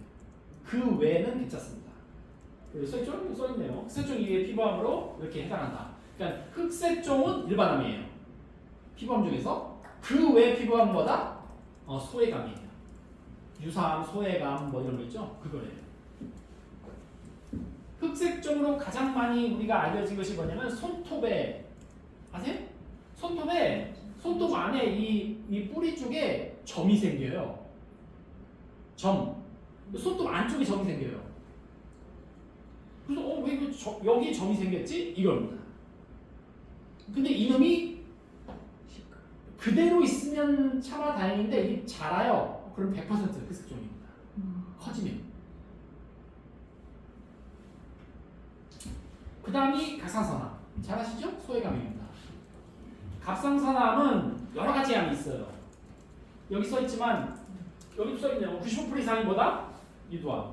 갑상선암 하면은 대부분이 유두암종이에요. 95% 이상이. 그 5% 미만이 나머지가 뭐였냐면 여포암, 저분암, 비분암, 수질암, 그 다음에 하나 더 있는데 생각이 안 나네. 그렇게 이런 것들이 있어요. 이 중에서 수질암하고 하나 더 있는데 그 두 개가 고약한 암입니다. 그 두 개는 아주 확률은 작지만 일반적인 우리가 알고 있는 암하고 똑같아요. 갑상선암이 아니고 갑상선암은 속도가 매우 느린 암입니다. 매우 느려요. 아주 슬로우 미드로 움직입니다. 그래서 어쩌면 수술하지 않고 평생을 같이 살 수도 있어요. 그래서 갑상선암, 그러니까 대부분이 이 유두암인 이 갑상선암의 5년 생존율이 암이 아니었던 사람을 100이라고 봤을 때, 암이 아닌 사람을 5년 생존율을 100이라고 봤을 때 갑상선암의 5년 생존율이 얼마냐면 105%예요. 죽는다 안 죽는다? 안 죽는다. 암에 안 걸린 사람도 안 죽는다. 그래서 유사암, 소외암 이렇게 되어 있는 거예요. 그 다음에 제자리암. 제자리암은 상피층에 머무르고 있어서 다른 조직층까지 침범하지 않은 상태의 암을 상피내암, 제자리암 뭐 이렇게 말하는 겁니다. 침륜 정도, 침습이나 침륜 정도가 상피내에 머무르고 있을 경우. 이 세 가지는 우리 소외감 이렇게 나가죠.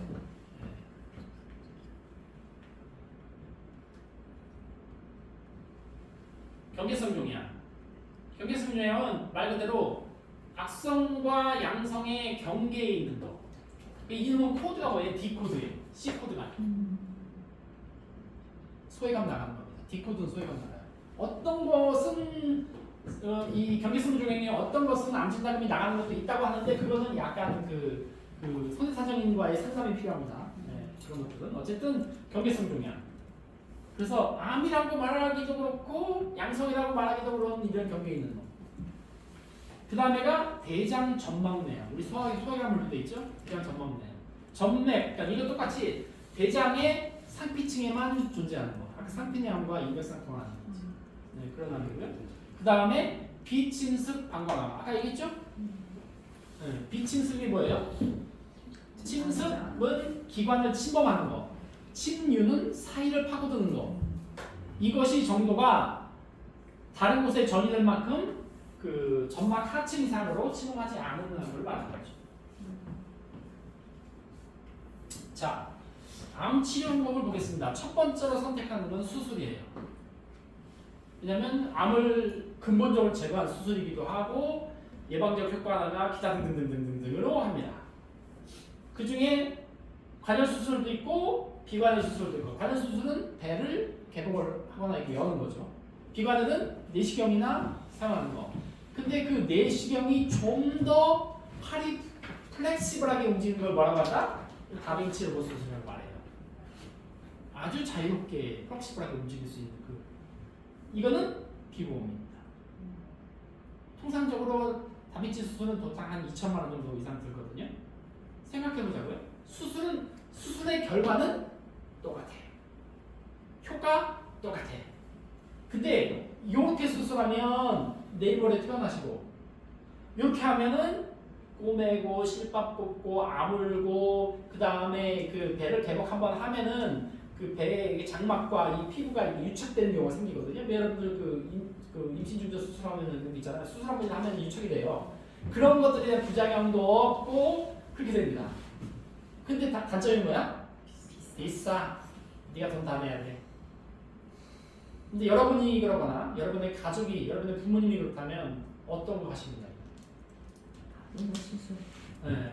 그래서 암 진단되고 이러면은 우리가 산정특례로 뭐 5%밖에 되지 않지 않나요? 라고 하지만 사실은 현장에서 현실에서는 꼭 보험 적용이 다 되는 게 아니다. 돈은 들어가기로 하면 들어갈 만큼은 들어간다. 그 다음에 하는 게 약물 치료입니다. 1세대 항암 치료, 2세대 표적, 3세대 면역 이렇게 가는 거죠. 카티, 호르몬 약물. 자세한 거는 뒤에 더 설명을 하게 될 겁니다. 아마도 설명을 아마 하게 될 것 같고요. 네. 그 다음에가 방사선 치료. 방사선 치료도 방법이 여러 가지가 있어요. 그냥 일반적으로 방사선 치료 옛날 전통적으로 하는 거. 그다음에 세기 조절 방사선. 좀 더 방사선 치료의 단점을 보완하고 효과를 높이기 위해서 미세하게 세기 조절해서 방사선을 쏘는 게 있고요. 그 다음 단계가 뭐냐면 양성자 치료하는 거예요. 우리나라에 병원이 4군데가 5군데 있습니다. 저거 양성자 치료하는 건. 저거는 제가 그래서 수소 원장과 이걸 사용할 거예요. 그리고 중입자 방사선 치료하는 거, 중입자 가속기 치료하는 거. 이거는 세브란스밖에 없죠. 지금 현재는 아직 제가 최근 실신 거는 파악을 못했는데 움직이지 못하는 것까지가 작년이었어요. 올해부터는 움직이는 것까지 하겠다고 했는데 이게 무슨 말이냐면 우리 사람이 가만히 있으면 숨을 쉬죠. 그럼 숨을 쉬면 자기가 움직이죠. 움직이는 장기까지는 작년까지는 안 했어요. 움직이지 않는 거. 그래서 전립선암 이런 건 숨 쉰다고 움직이지 않거든요. 그런 것까지 치료했다고. 근데 움직이는 것까지 같이 맞춰서 움직이면서 해당 암을 타겟팅해서 그 피크가 딱 터지게 해가지고 쏘게 하는 거. 이거 탄소 원자 사용합니다. 그 다음에 기타 이제 여러 가지 치료가 있어요. 막 이렇게 저런. 그 중에서도 가장 많이 하는 게 색전술, 동위원소 치료 이렇게 합니다. 색전술이라는 것도 가끔 나올 건데 여러분들 색전술이 뭘까요? 색깔 치료는? 뭘까요? 아니요, 이런 겁니다. 죄송합니다만 여기 아니에요. 암도 잘하려면 양분이 있어야 되죠. 뭘로 공급받아요? 피. 예, 피로 산소와 영양분을 공급받잖아요. 우리 몸의 모든 세포는 여기로 들어가는 혈관을 막아요. 그래서 죽이는 거야. 그걸 뭐라고 한다? 색전술. 혈관을 막는 걸 색전술이라고 해요. 출혈이 터졌어. 근데 출혈이 안 멈춰. 그래서 그 혈관을 막는 거. 그래서 그걸로 출혈을 일으키는 거 색전술이에요. 그걸 색전술이라고 합니다. 혈관을 막는 거. 자, 수술 치료는 일반적으로는 이렇게 전통적으로는 관열 치료를 했죠. 눈으로 피를 본다는 얘기야. 직접 개봉을 하고 안으로 들어가서 해당 조직을 보고 자르려고 하는 거. 그렇게 하는 거를 말하고요. 그 다음에가 비관여 수술. 아까 말씀드렸죠? 내시경이나 카테탈 이용하는 거. 그 다음에 하는 게 로봇 수술. 그래서 고배열의 카메라로 주변 조직의 손상이 상대적으로 적기 때문에 거의 하루 이틀 만에 퇴원하는 걸로 알고 있습니다. 암 수술에서 요즘은 병원에 오래 있지 않는다. 대부분의 경우가 뭐 한다? 통원하거나 하루 이틀밖에 없다. 그래서 그 해당 상급병원에 가서 치료를 뭐 옛날처럼 뭐 항암 치료한다고 일주일 입원하거나 이런 경우가 드물다. 그리고요. 다빈치 로봇 수술은 이렇게 합니다. 그래서 집도의가 콘솔로 그 현미경으로 보고 카메라 보고 하면은 저쪽엔 로봇가 얘가 움직이면 저쪽에서 로봇가 쭉 해가지고 수술하는 거예요. 단점이 뭐다? 비싸다. 여기 4,200에서 1,800가 써 있는데요. 제가 알기로는 보통 다빈치 하면 2,000 넘는 걸로 알고 있어요. 무조건. 다빈치 하면 2,000 넘어요. 그래서 본인 부담률이 100%다.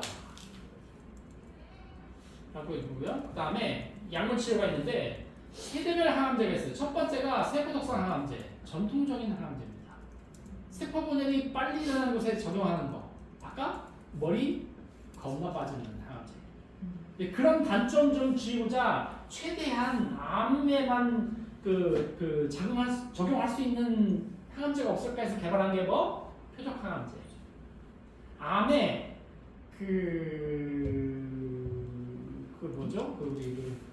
DNA 검사를 해서 그 표적 표시되는 곳에만 가서 적응하도록 만들어진 거. 그게 표적 항암제. 그 다음에 개발된 게 뭐야? 면역 항암제. 면역 항암제는 우리 몸에서 항원 항체 반응이 있잖아요.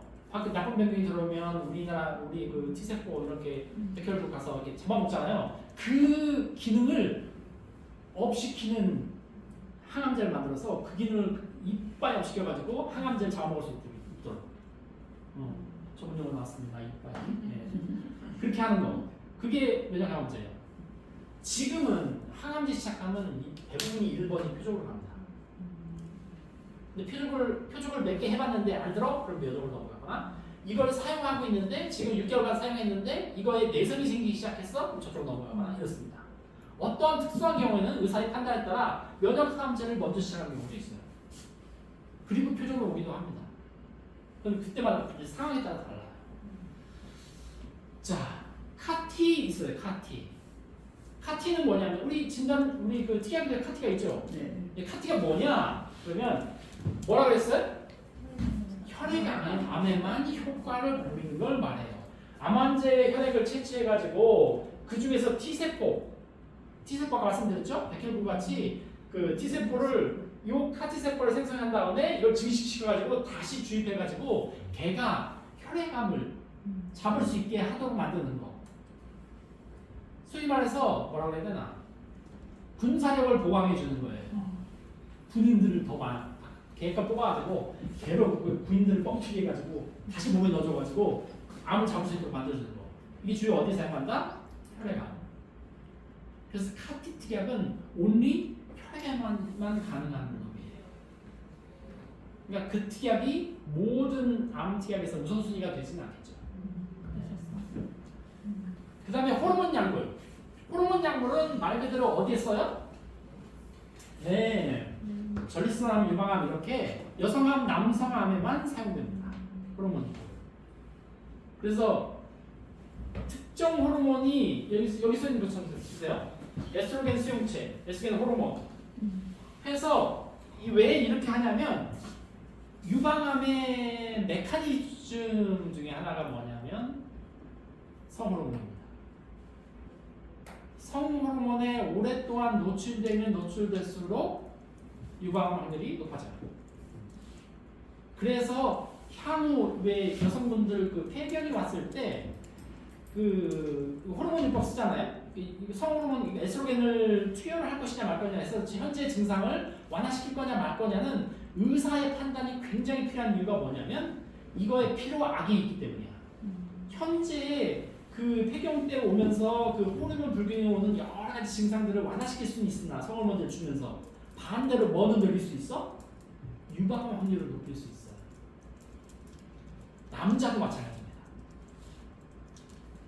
전립선암이 저 테스토스테론 그 남성 호르몬을 갖다가 투여하면 이게 단점은 뭐냐면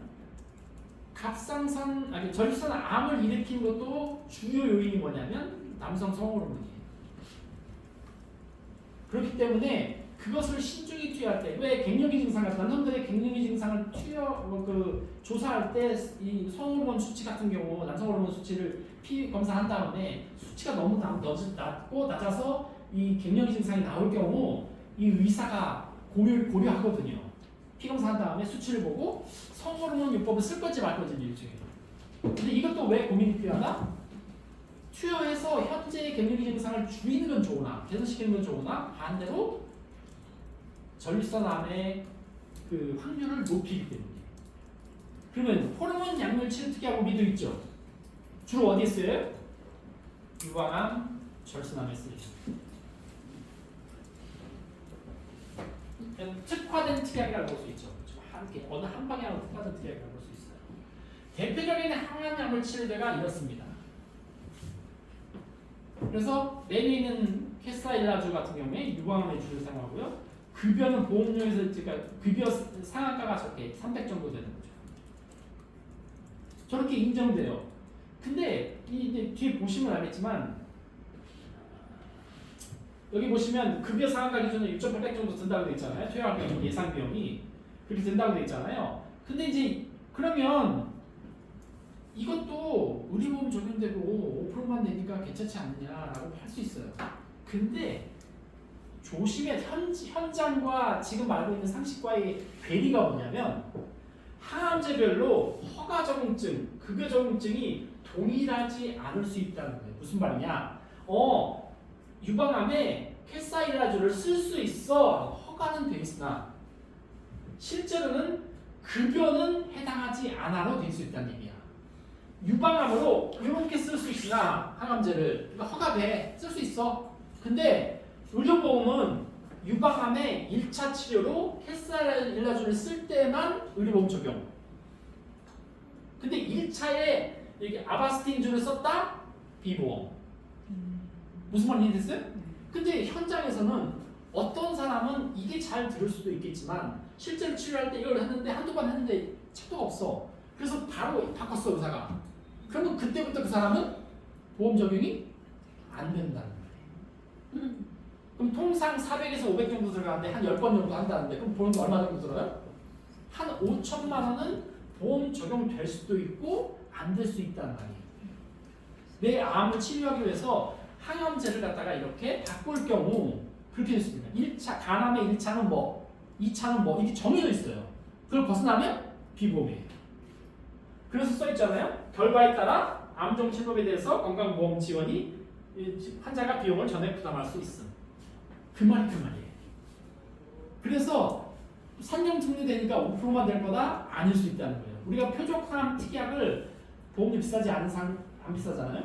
그래서 얼마 정도 최소한 10번 할 수 있을 만한 얼마큼 5천만 원 이상은 넣어주는 것이 좋다는 게 그래서 그래요. 그럼 그걸 왜 하느냐? 우리 비용 적용 다 되고 뭐 5%만 내고 산정특약 되면 뭐 비용 얼마나 된다고요? 라고 하지만 그거는 하나만 알고 둘은 모르는 사람이야. 현실적으로 자기가 피부로 겪어본 사람은 겪어보지 못한 사람이라는 거지. 현장에서는 이 표적암 치료하는데 1번으로 보험만 적용하다가 안 들어서 이거를 했는데 들어요. 안 써요? 비싸다고? 생각해보자고요. 우리 어머니 아버지가 그래. 가족이 그래. 근데 안 써? 그렇다니까요. 우리가 표적항암 특약을 넣어야 되는 이유예요. 5천만 이상 넣어야 되는. 이게 면역항암제입니다. 아직 우리 면역항암 특약은 없어요. 없지만 이것까지 감안하면 다른 특약으로 이것까지 할 수 있도록 머리를 조금 써야 됩니다. 왜냐하면 아까 말씀드렸죠. 1차의 표적항암을 이것저것 쓰다가 잘 안 들으면 면역항암으로 넘어갈 수 있다고. 근데 반대로 1차가 면역항암일 수도 있다고. 표적항암보다 그런 경우도 있다고 말씀드렸잖아요. 그래서 그런 경우에는 보장 받아야 되잖아. 근데 이거 얼마 든다고? 대략 한 5천만 원 들어요. 10번 하는 게. 다행히 얼마 안 들면 좋지만 그러면 뭔가가 해결할 수 있는 방법이 있어야 되잖아요. 그래서 우리 갖고 있는 여러 것 중에 특약들이 만들어져 있는 거예요. 지금 현재 면역항암 특약은 없습니다. 그래서 이런 식으로 대략 이거 같은 경우에도 대략 보면 키트루자주 투약할 경우에 급여 상한가가 약 7,100만 원 정도. 근데 저게 급여가 되지 않는 암과의 매칭이라면 나는 7,100만 원 내 돈 내야 되잖아. 급여 안 되면. 그래서 준비하셔야 된다. 이 말인 거예요. 자, 항암 방사선 치료 일단 자, 보죠. 방사선 치료는 아까 말씀드렸죠? 일반적인 방사선 치료가 있고 이거는 딱 어떤 느낌이냐면 우리 그 1차 항암제 있죠? 그거와 비슷해. 여기 뒤에 나올라나? 뒤에 나오겠구나. 그 다음에 세기 조절. 방사선 세기를 세밀하게 조절해가지고 암세포 주위에 최소량만을 집중적으로 하는 거. 왜냐면 방사선을 쐬면은 암만 죽는 게 아니라 일반 세포도 죽어요. 근데 그 부작용을 줄이자고 개발한 것이 비용이 좀 더 비싸지지만 저쪽으로 가는 거예요. 양성자는 얘기했죠? 아까 수소 원자핵 사용한다고. 그래서 빛의 60% 정도 가속시켜가지고 그 거기서 나오는 빵 부딪히면 나오는 에너지를 가지고 그 방사선으로 암에 쏘는 거예요. 근데 양성자도 그렇고 중입자 가속기도 그렇고요. 뒤에 나오겠긴 하겠네. 그죠? 뒤에 나올 거예요. 네. 보면 이런 거예요. X선은 이게 깊이야. 깊이 종양이 여기 있어. 피부 바깥이야. 일반 방사선은 쏘면은 여기가 제일 가까이 있는 피부한테 손상이 가장 많이 가겠죠? 여기서부터 이렇게 손상 가가지고 이렇게 적용도로 이 암한테는 실제로 여기 있는 게 더 많이 손상되지 바깥에 있는 게 실제 암한테는 요만큼밖에 도달을 안 해. 근데 이걸 조직을 다 파괴하고 가는 거잖아. 무슨 말인지 이해되죠? 그래서 한 게 양성자 치료는 느낌이 양성자는 수소 원자를 이용한다 그랬잖아요. 얘는 표피나 이쪽에서는 별로 이렇게 그 손상이 없어. 그러다가 해당 종양이 있는 자리에서 피크가 탁 튀어요. 그래서 그 깊이를 조절을 하면 암 세포에만 그 방사선 적응을 딱 하는 거예요. 그게 이 브레이크 피크라는 건데 그런 거예요. 근데 양성자는 뭉툭해.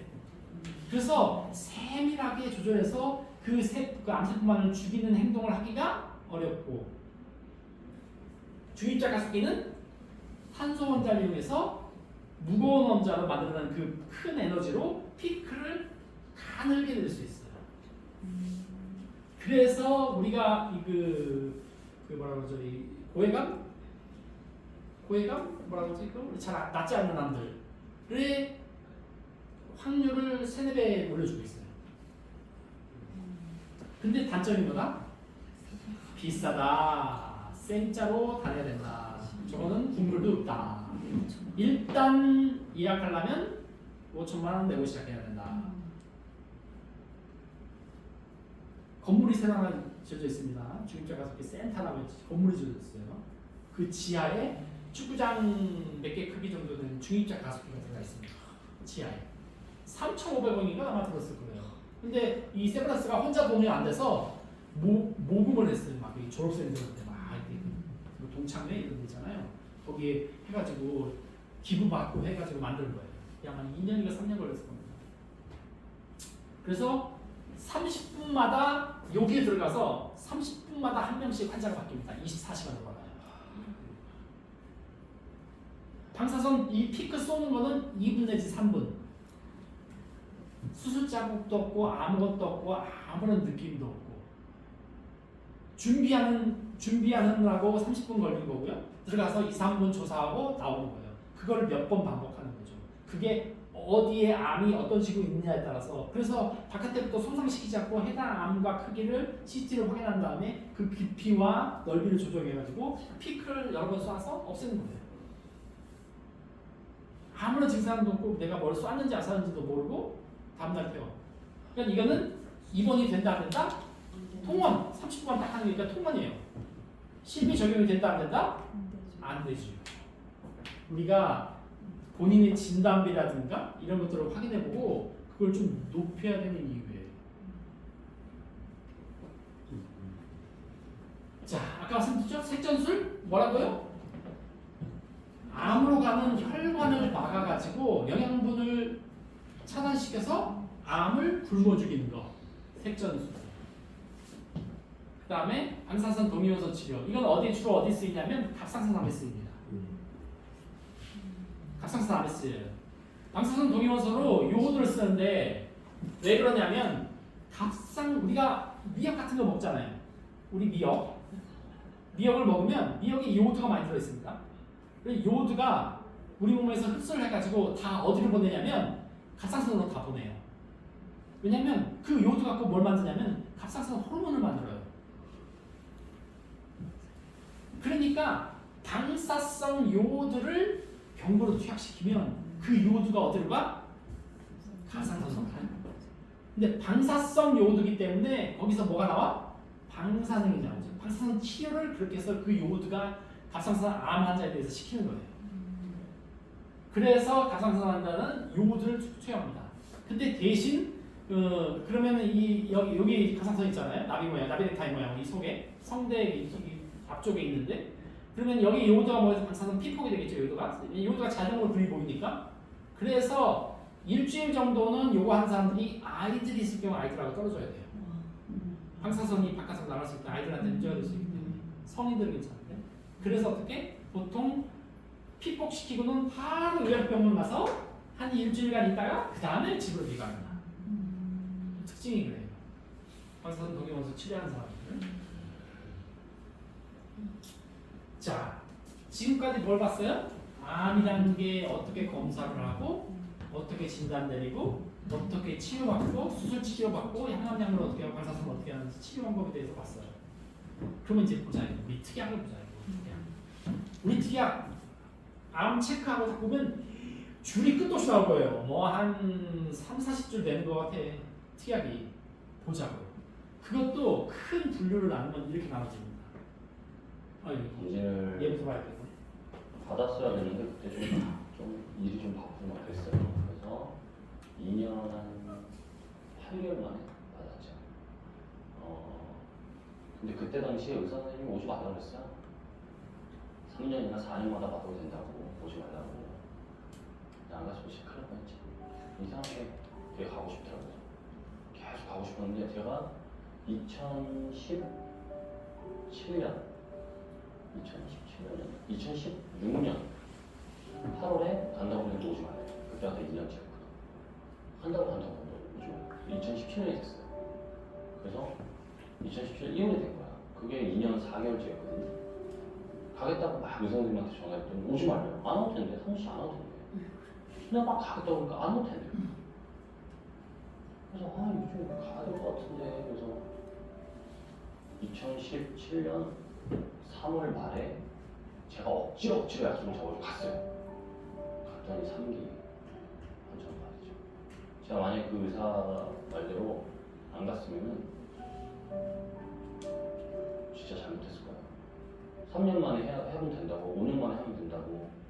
그래서 그 말 그대로 했다가 자기가 딱 제가 갑자기 3기가 있으니까 의사가 하는 말이 이래요. 어떻게 이러죠? 걔는 그냥 그러고 끝이야. 이런 경우 드문데 이러고 말아요. 근데 당사자 아니야. 나는 내 생명이 위험해지는 거거든요. 그러니까 여러분들 의사가 뭐 3년 후에 오던 5년 후에 오던 뭐 안 받아도 된다고 하던 진짜 의사 말 하지 말고 그냥 여러분들이 가셔야 됩니다. 네, 무조건 그냥 이상하면 가야 되고 안 이상해도 가야 돼요. 저 그런 분 진짜 많이 봤어요. 암이 4기 환자분이었는데 여자분인데 그냥 철떡같이 의사 선생님 말만 믿는 거야. 그래서 의사가 암 아니라고 그냥 복통이라고 하면서 계속 그냥 그런 약만 처방해 준 거예요. 그냥 괜찮을 거라고 한 2년 후에 오라고. 그래서 선생님 말 듣고 안 왔대요. 그리고 선생님 찾아가도 선생님이 좀 바빴는지 뭐 진료 예약도 안 되고. 그래서 나중에 좀 시기 지나고 나서 딱 봤더니 갑자기 말기야. 저는 제 병실 바로 옆에 그런 분이 계셨어요. 그래서 그분이 너무 서럽고 너무 후회되고 너무 한탄스럽고 너무 원망스럽다고. 그 의사를 어떻게든 고소하려고 하는데 자기는 눈도 없고 몸도 아픈데 어떻게 해야 되냐. 억울하지만 또 어떡하냐. 근데 모든 고통은 환자에 묻히는 거예요. 여러분들 의사말이라고 절대로 믿으시면 안 됩니다. 뭐 의심하고 나쁘게 막 의심하고 이러는 게 아니라 진짜 결국 책임은 자기가 져야 되고 고통은 자기 몫이에요. 그러니까 여러분들 그냥 여러분이 책임져야 됩니다. 진짜. 그분들은 저도 깜짝 놀란 게 이러는데 이렇게 무책임한 말이 어딨어요. 그건 끝이야. 2년 내가 문자 기록도 있고 내가 계속 가겠다고 저 갈게요 했는데 유성우 씨 안 한대요. 3년에 한 번 하면 됩니다. 4년에 한 번 하면 됩니다. 유성우 씨 젊잖아요. 계속 저한테 이런 거예요. 나 그 사람 말 듣고 3년만 앞서 나 4기야. 그래서 뭘 다 빠졌을 거예요. 더 힘들고 4기는 생명률 50%밖에 안 돼요. 여러분들 건강 꼭 여러분 챙기시고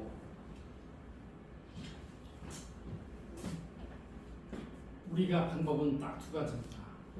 건강검진을 하는 거. 또 하나는 저를 만나서 요장검사를 하시는 거. 두 가지 이외에는 믿을 사람이 아무도 없습니다. 자, 보시면 기본적으로 암 진단은 이렇게 세 가지로 이루어져 있죠. 분류가 소외감, 남녀 특정암, 일반암. 분류가 세 가지예요. 예전에는 일반암, 소외감 두 가지였어요. 근데 지금 이제 세 가지 분류인데 세 가지 분류하고 나쁘냐? 그렇진 않아요. 요거도 따로받고 요거도 따로받고 저것도 따로받을 수 있습니다. 네, 나쁜 건 아니에요. 진단비는 아까 설명드렸죠? 기준이 뭐라고? 좋은 병원 가서 좋은 의사한테 좋은 치료받고 그래서 다시 일상으로 복귀하는 거. 그래서 대한민국의 최소복임 얼마 필요하다고?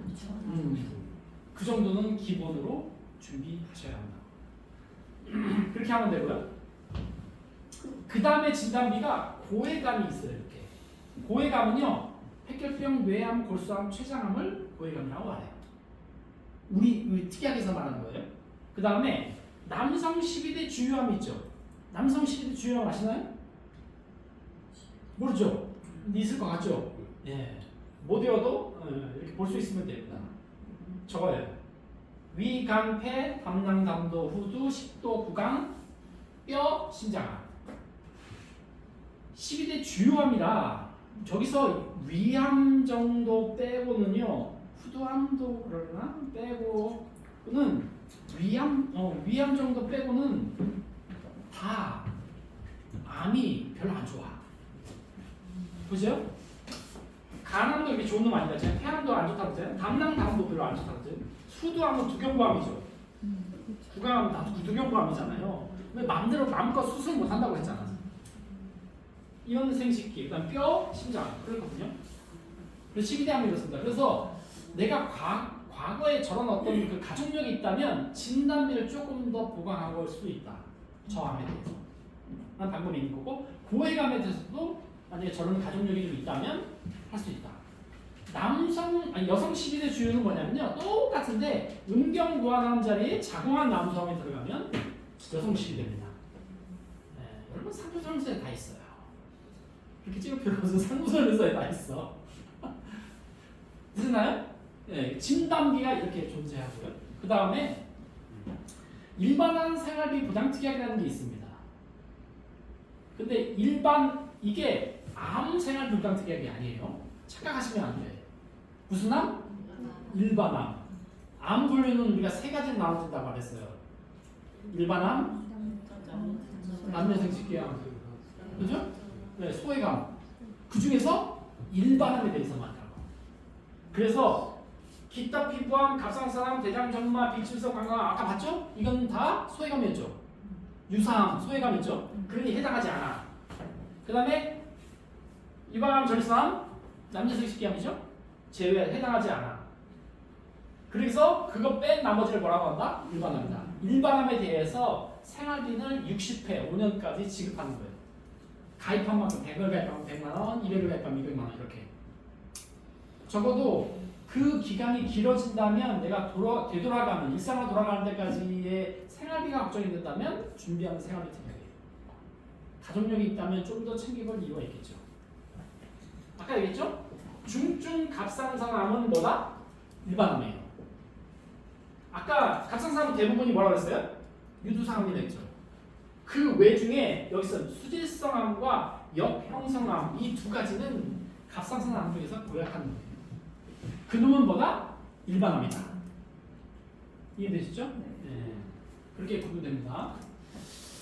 그 다음에 통합암, 전이포암 진단특약이라는 게 있어.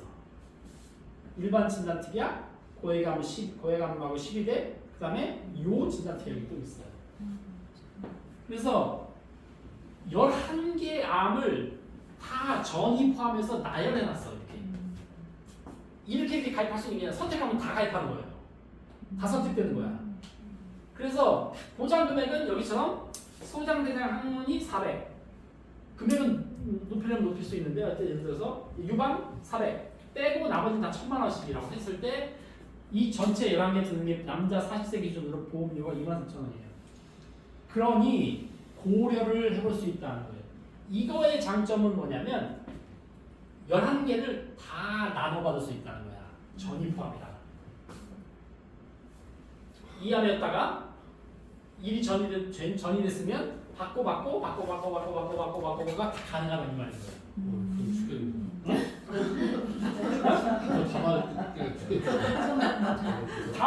다 받을 때까지만 살면 다행이죠. 그 전에 사망할 가능성이 높긴 한데 받고가 되는 거예요. 네? 근데 왜 이렇게 하느냐?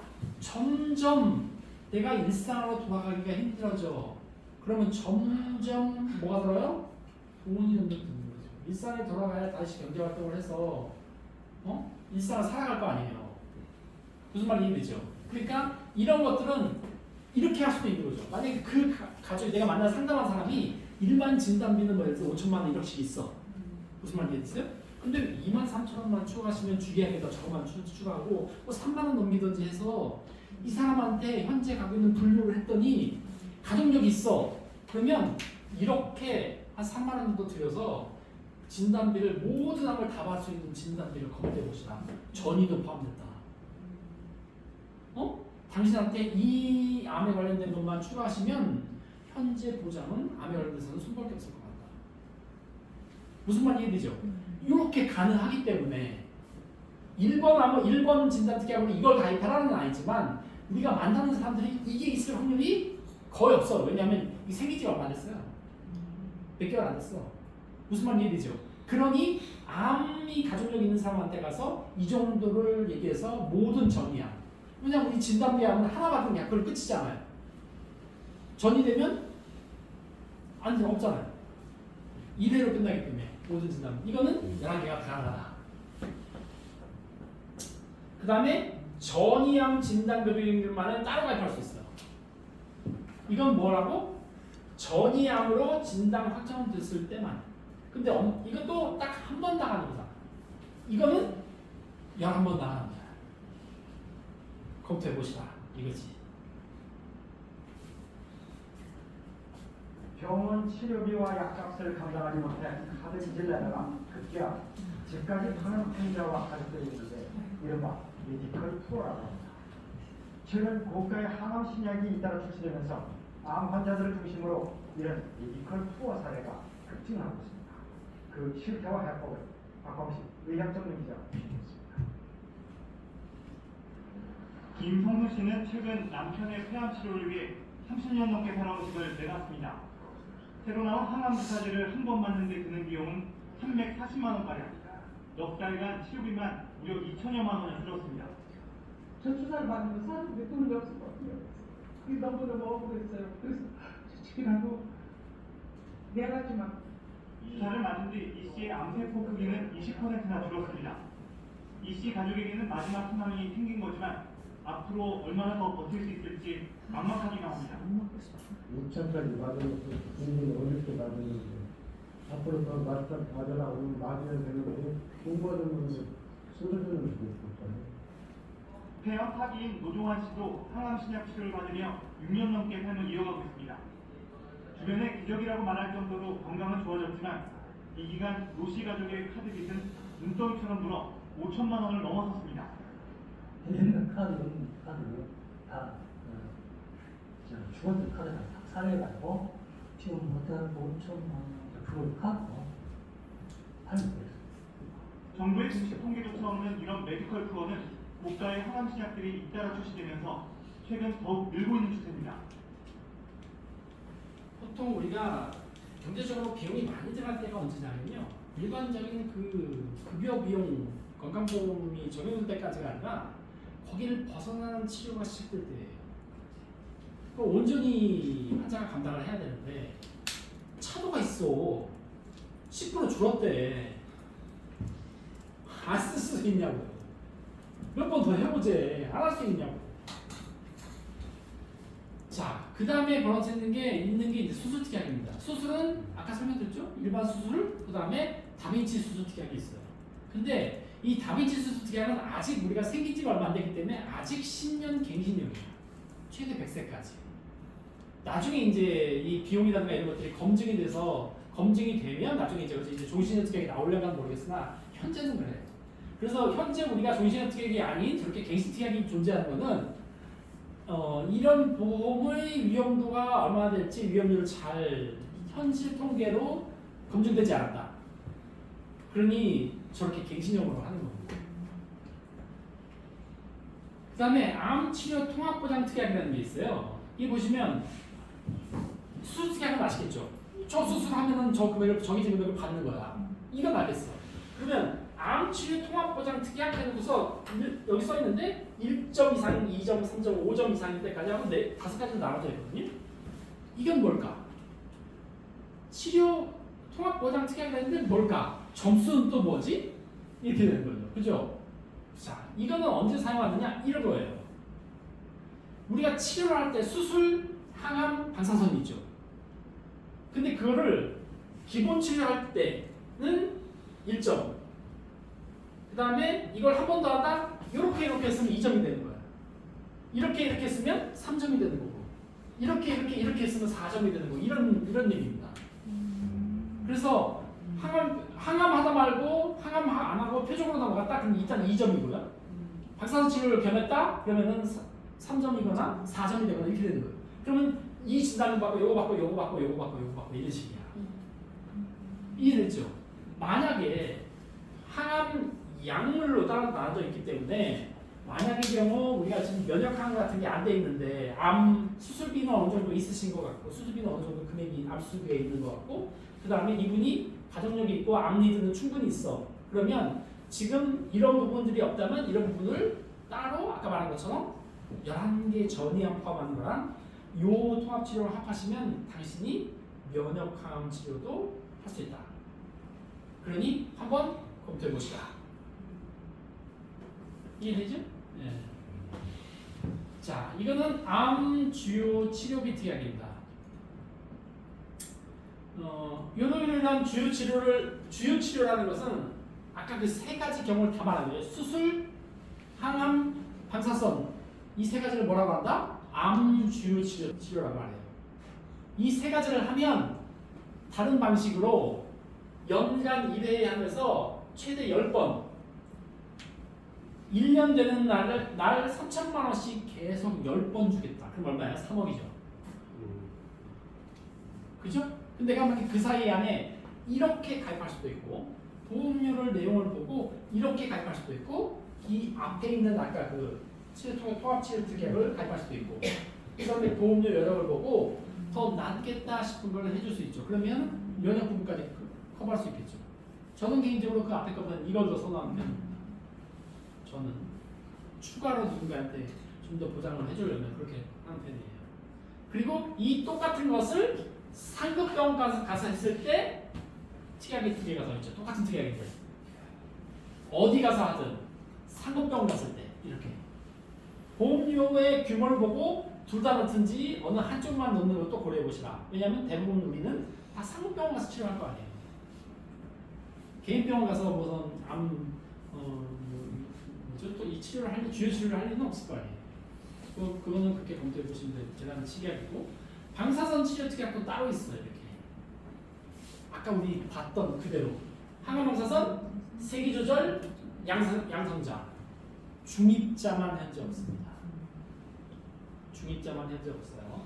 중입자는 다른 부분으로 커버를 하셔야 된다라고 하는 거고 전이암, 항암 방사선이라서 전이암에 대해서 항암 방사선 치료금은 따로 특약이 있으니 이 부분에 대해서 또 만약에 뭐 암리드가 좀 더 있으시면 여력이 있으시면 넣으시면 된다 이 얘기고요. 항암 약물도 아까 설명드렸죠? 그대로 그래서 이게 특약이 다 존재하는 겁니다. 항암 약물, 표적항암, 면역항암은 없으니 다른 방법으로 커버할 생각을 하시면 좋겠다. 그 다음에 카티 있었죠? 카티는 어떤 치료 한다 했어요? 혈액암. 호르몬 어디다 쓴다 했어요? 유방암 전이성암.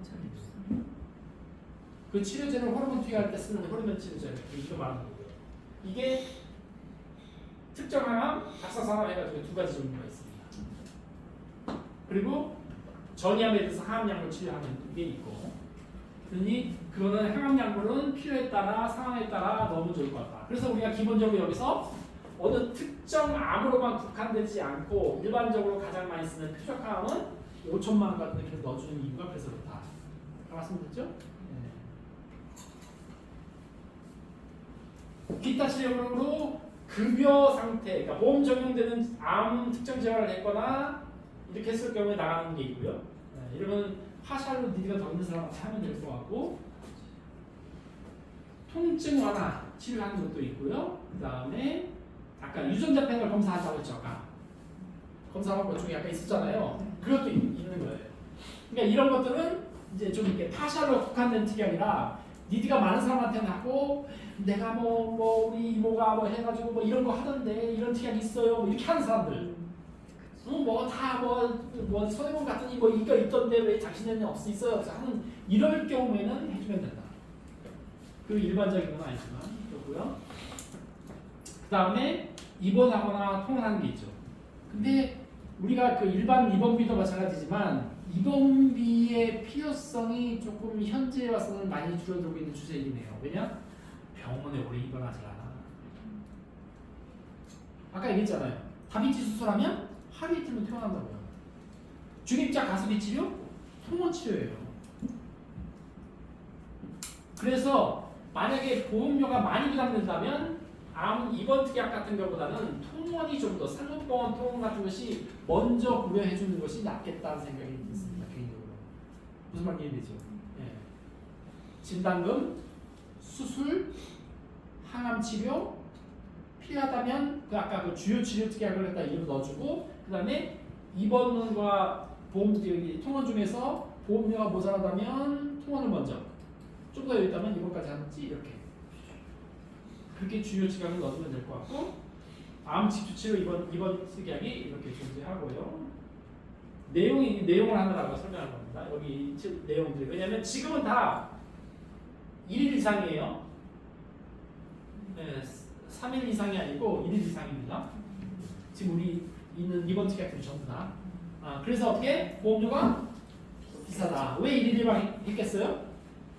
3일 이상으로 하면 해당될 경우가 없어. 무슨 말인지 그 전에 태어나기 때문에 요즘 추세가 그래요. 그래서 그런 거예요.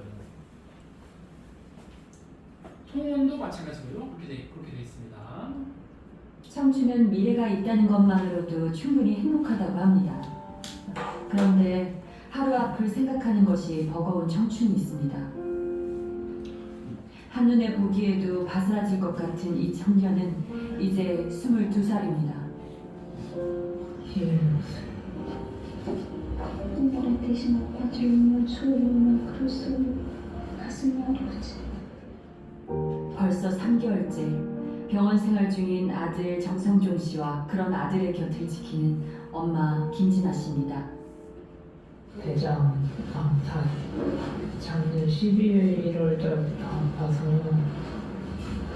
올해 1월에 알게 됐어요. 엄마 너무 배가 아파서 못 쉴까 너무 급하게 전화 왔더라고요. 그래서 전화 받고 막 달려왔어요. 근데 거기 응급실에서도 뭐 별일 아니다, 뭐 혈액 검사는 별 이상 없다, 뭐 이렇게 해서 그냥 뭐 수육 정도 맞고 나왔거든요. 계속 그대로 배가 불편하고 이래서 조직 검사를 뛰어서 했더니 그게 이제 암이라고 나왔었어요. 4남매 중에 막내 아들인 성종 씨는 부모님에게는 물론 형과 누나들에게도 금쪽 같은 막내 동생입니다. 하고 싶은 것도 되고 싶은 것도 많은 나이 22살. 그런데 어느 날 갑자기 아픔을 호소했던 아들. 하지만 병을 발견했을 때는 대장암 4기. 10개월이 지난 지금 예전 모습을 찾아보기 힘듭니다. 6월 6일 날부터 지금까지 아무것도 못 먹고 여기 에휴 이 삶이 건강할 때는 몇 킬로까지 나갔어요? 73, 4가 지나갔는데 지금은 40 후반대. 그 앞서 청춘들 암을 겪은 사람들 봤잖아요. 대부분이 몇 기? 3기 A거나 B거나 C. 하지만 그 사람들은 그래도 항암이 잘 되고 해서 인터뷰도 하고 하지만 그러지 못한 대부분의 사람들은 이렇게 이런 상태가 됩니다. 4기를 넘어가면 얼마 안 남았어요. 이제 이 친구 같은 경우에도 저 상태에서 할 수 있는 거는 아무것도 없습니다. 이제 호스피스 병동으로 가는 것밖에 없어요. 그래서 이제 남은 시간을 준비해야 되겠죠. 그래서 암에 대해서 대응하는 가장 좋은 방법은 첫 번째가 검진을 제때 받으시라. 젊다고 과실하지 말고 검진을 필요할 때 제때 받으시라. FC 검진 1년에 한 번씩 하고 있습니다, 여러분. 귀찮다고 째끼지 마시고 꼬박꼬박 받으시라. 그리고 두 번째 방법으로는 뭐가 있다? 저를 만나서 상담을 하시고, 만약에 그럴 일은 없겠지만 그런 일이 생긴다면 과연 진단금은 얼마나 준비해야 되고, 내 가족력이 있는지 없는지, 그다음에 수술비는 어느 정도 준비하는 게 맞고, 항암 치료를 하게 된다면 표적항암과 면역항암이 있는데 그런 것들은 얼마나 준비하고, 내가 낼 수 있는 보험료 규모는 이만큼인데 그 한전에서 가장 효율을 내서 암 보장을 준비한 일이 뭐가 있을까? 하지만 이미 이전에 들어둔 암보험이 있으니 그거 보고 분석해서 부족한 부분을 준비해드리도록 하는 거. 그래서 나중에 만에 하나 그런 일이 생겨도 그 앞서 인터뷰한 사람들처럼 그렇게 치료를 받고 해서 좋은 병원에 가서 좋은 의사를 만나서 좋은 치료를 받고 일상으로 돌아갈 수 있도록 도와드리는 역할을 제가 해드리겠습니다. 그래서 말씀드리고 진행하는 겁니다. 그래서 지금 한번 쭉 암에 관련해서 우리 특약 있는 거랑 쭉 들으셨는데, 암이 어떻게 생겼고 치료 과정이 어떻고, 그래서 우리 특약이 어떤 식으로 생겨져 있는 것인가 알려보셔서 그분들이 갖고 있는 거 보고 부족한 부분 채워드리거나 해서, 아니면은 가족력이 있다면 진단금을 어느 정도 하는 것도 방법이고요. 돈이 부족하다면 그 주요 치료비 그것만이라도 어떻게든 시켜가지고 최소한의 경제적인 피해를 막을 수 있거나 최대한의 리소스를 가질 수 있게 해드리는 것이 우리의 역사적 사명입니다. 그래서 우리의 통계상 1번 질병 대응해야 되는 거, 우리의 보험료가 가장 많이 들어가야 하는 그곳, 암에 대해서 한번 말씀드리고요. 어느 정도 이렇게 돌아가는 내용을 아실 것 같고, 이 상태로 들어가서 통합원 들어가서 이렇게 암 누르고 쫙 태양을 보시고 어떻게 해야 되는지가 대충 그림이 잡히실 거라 믿습니다. 모르면 다시 오면 됩니다. 질문 있으면 해주시고, 오늘은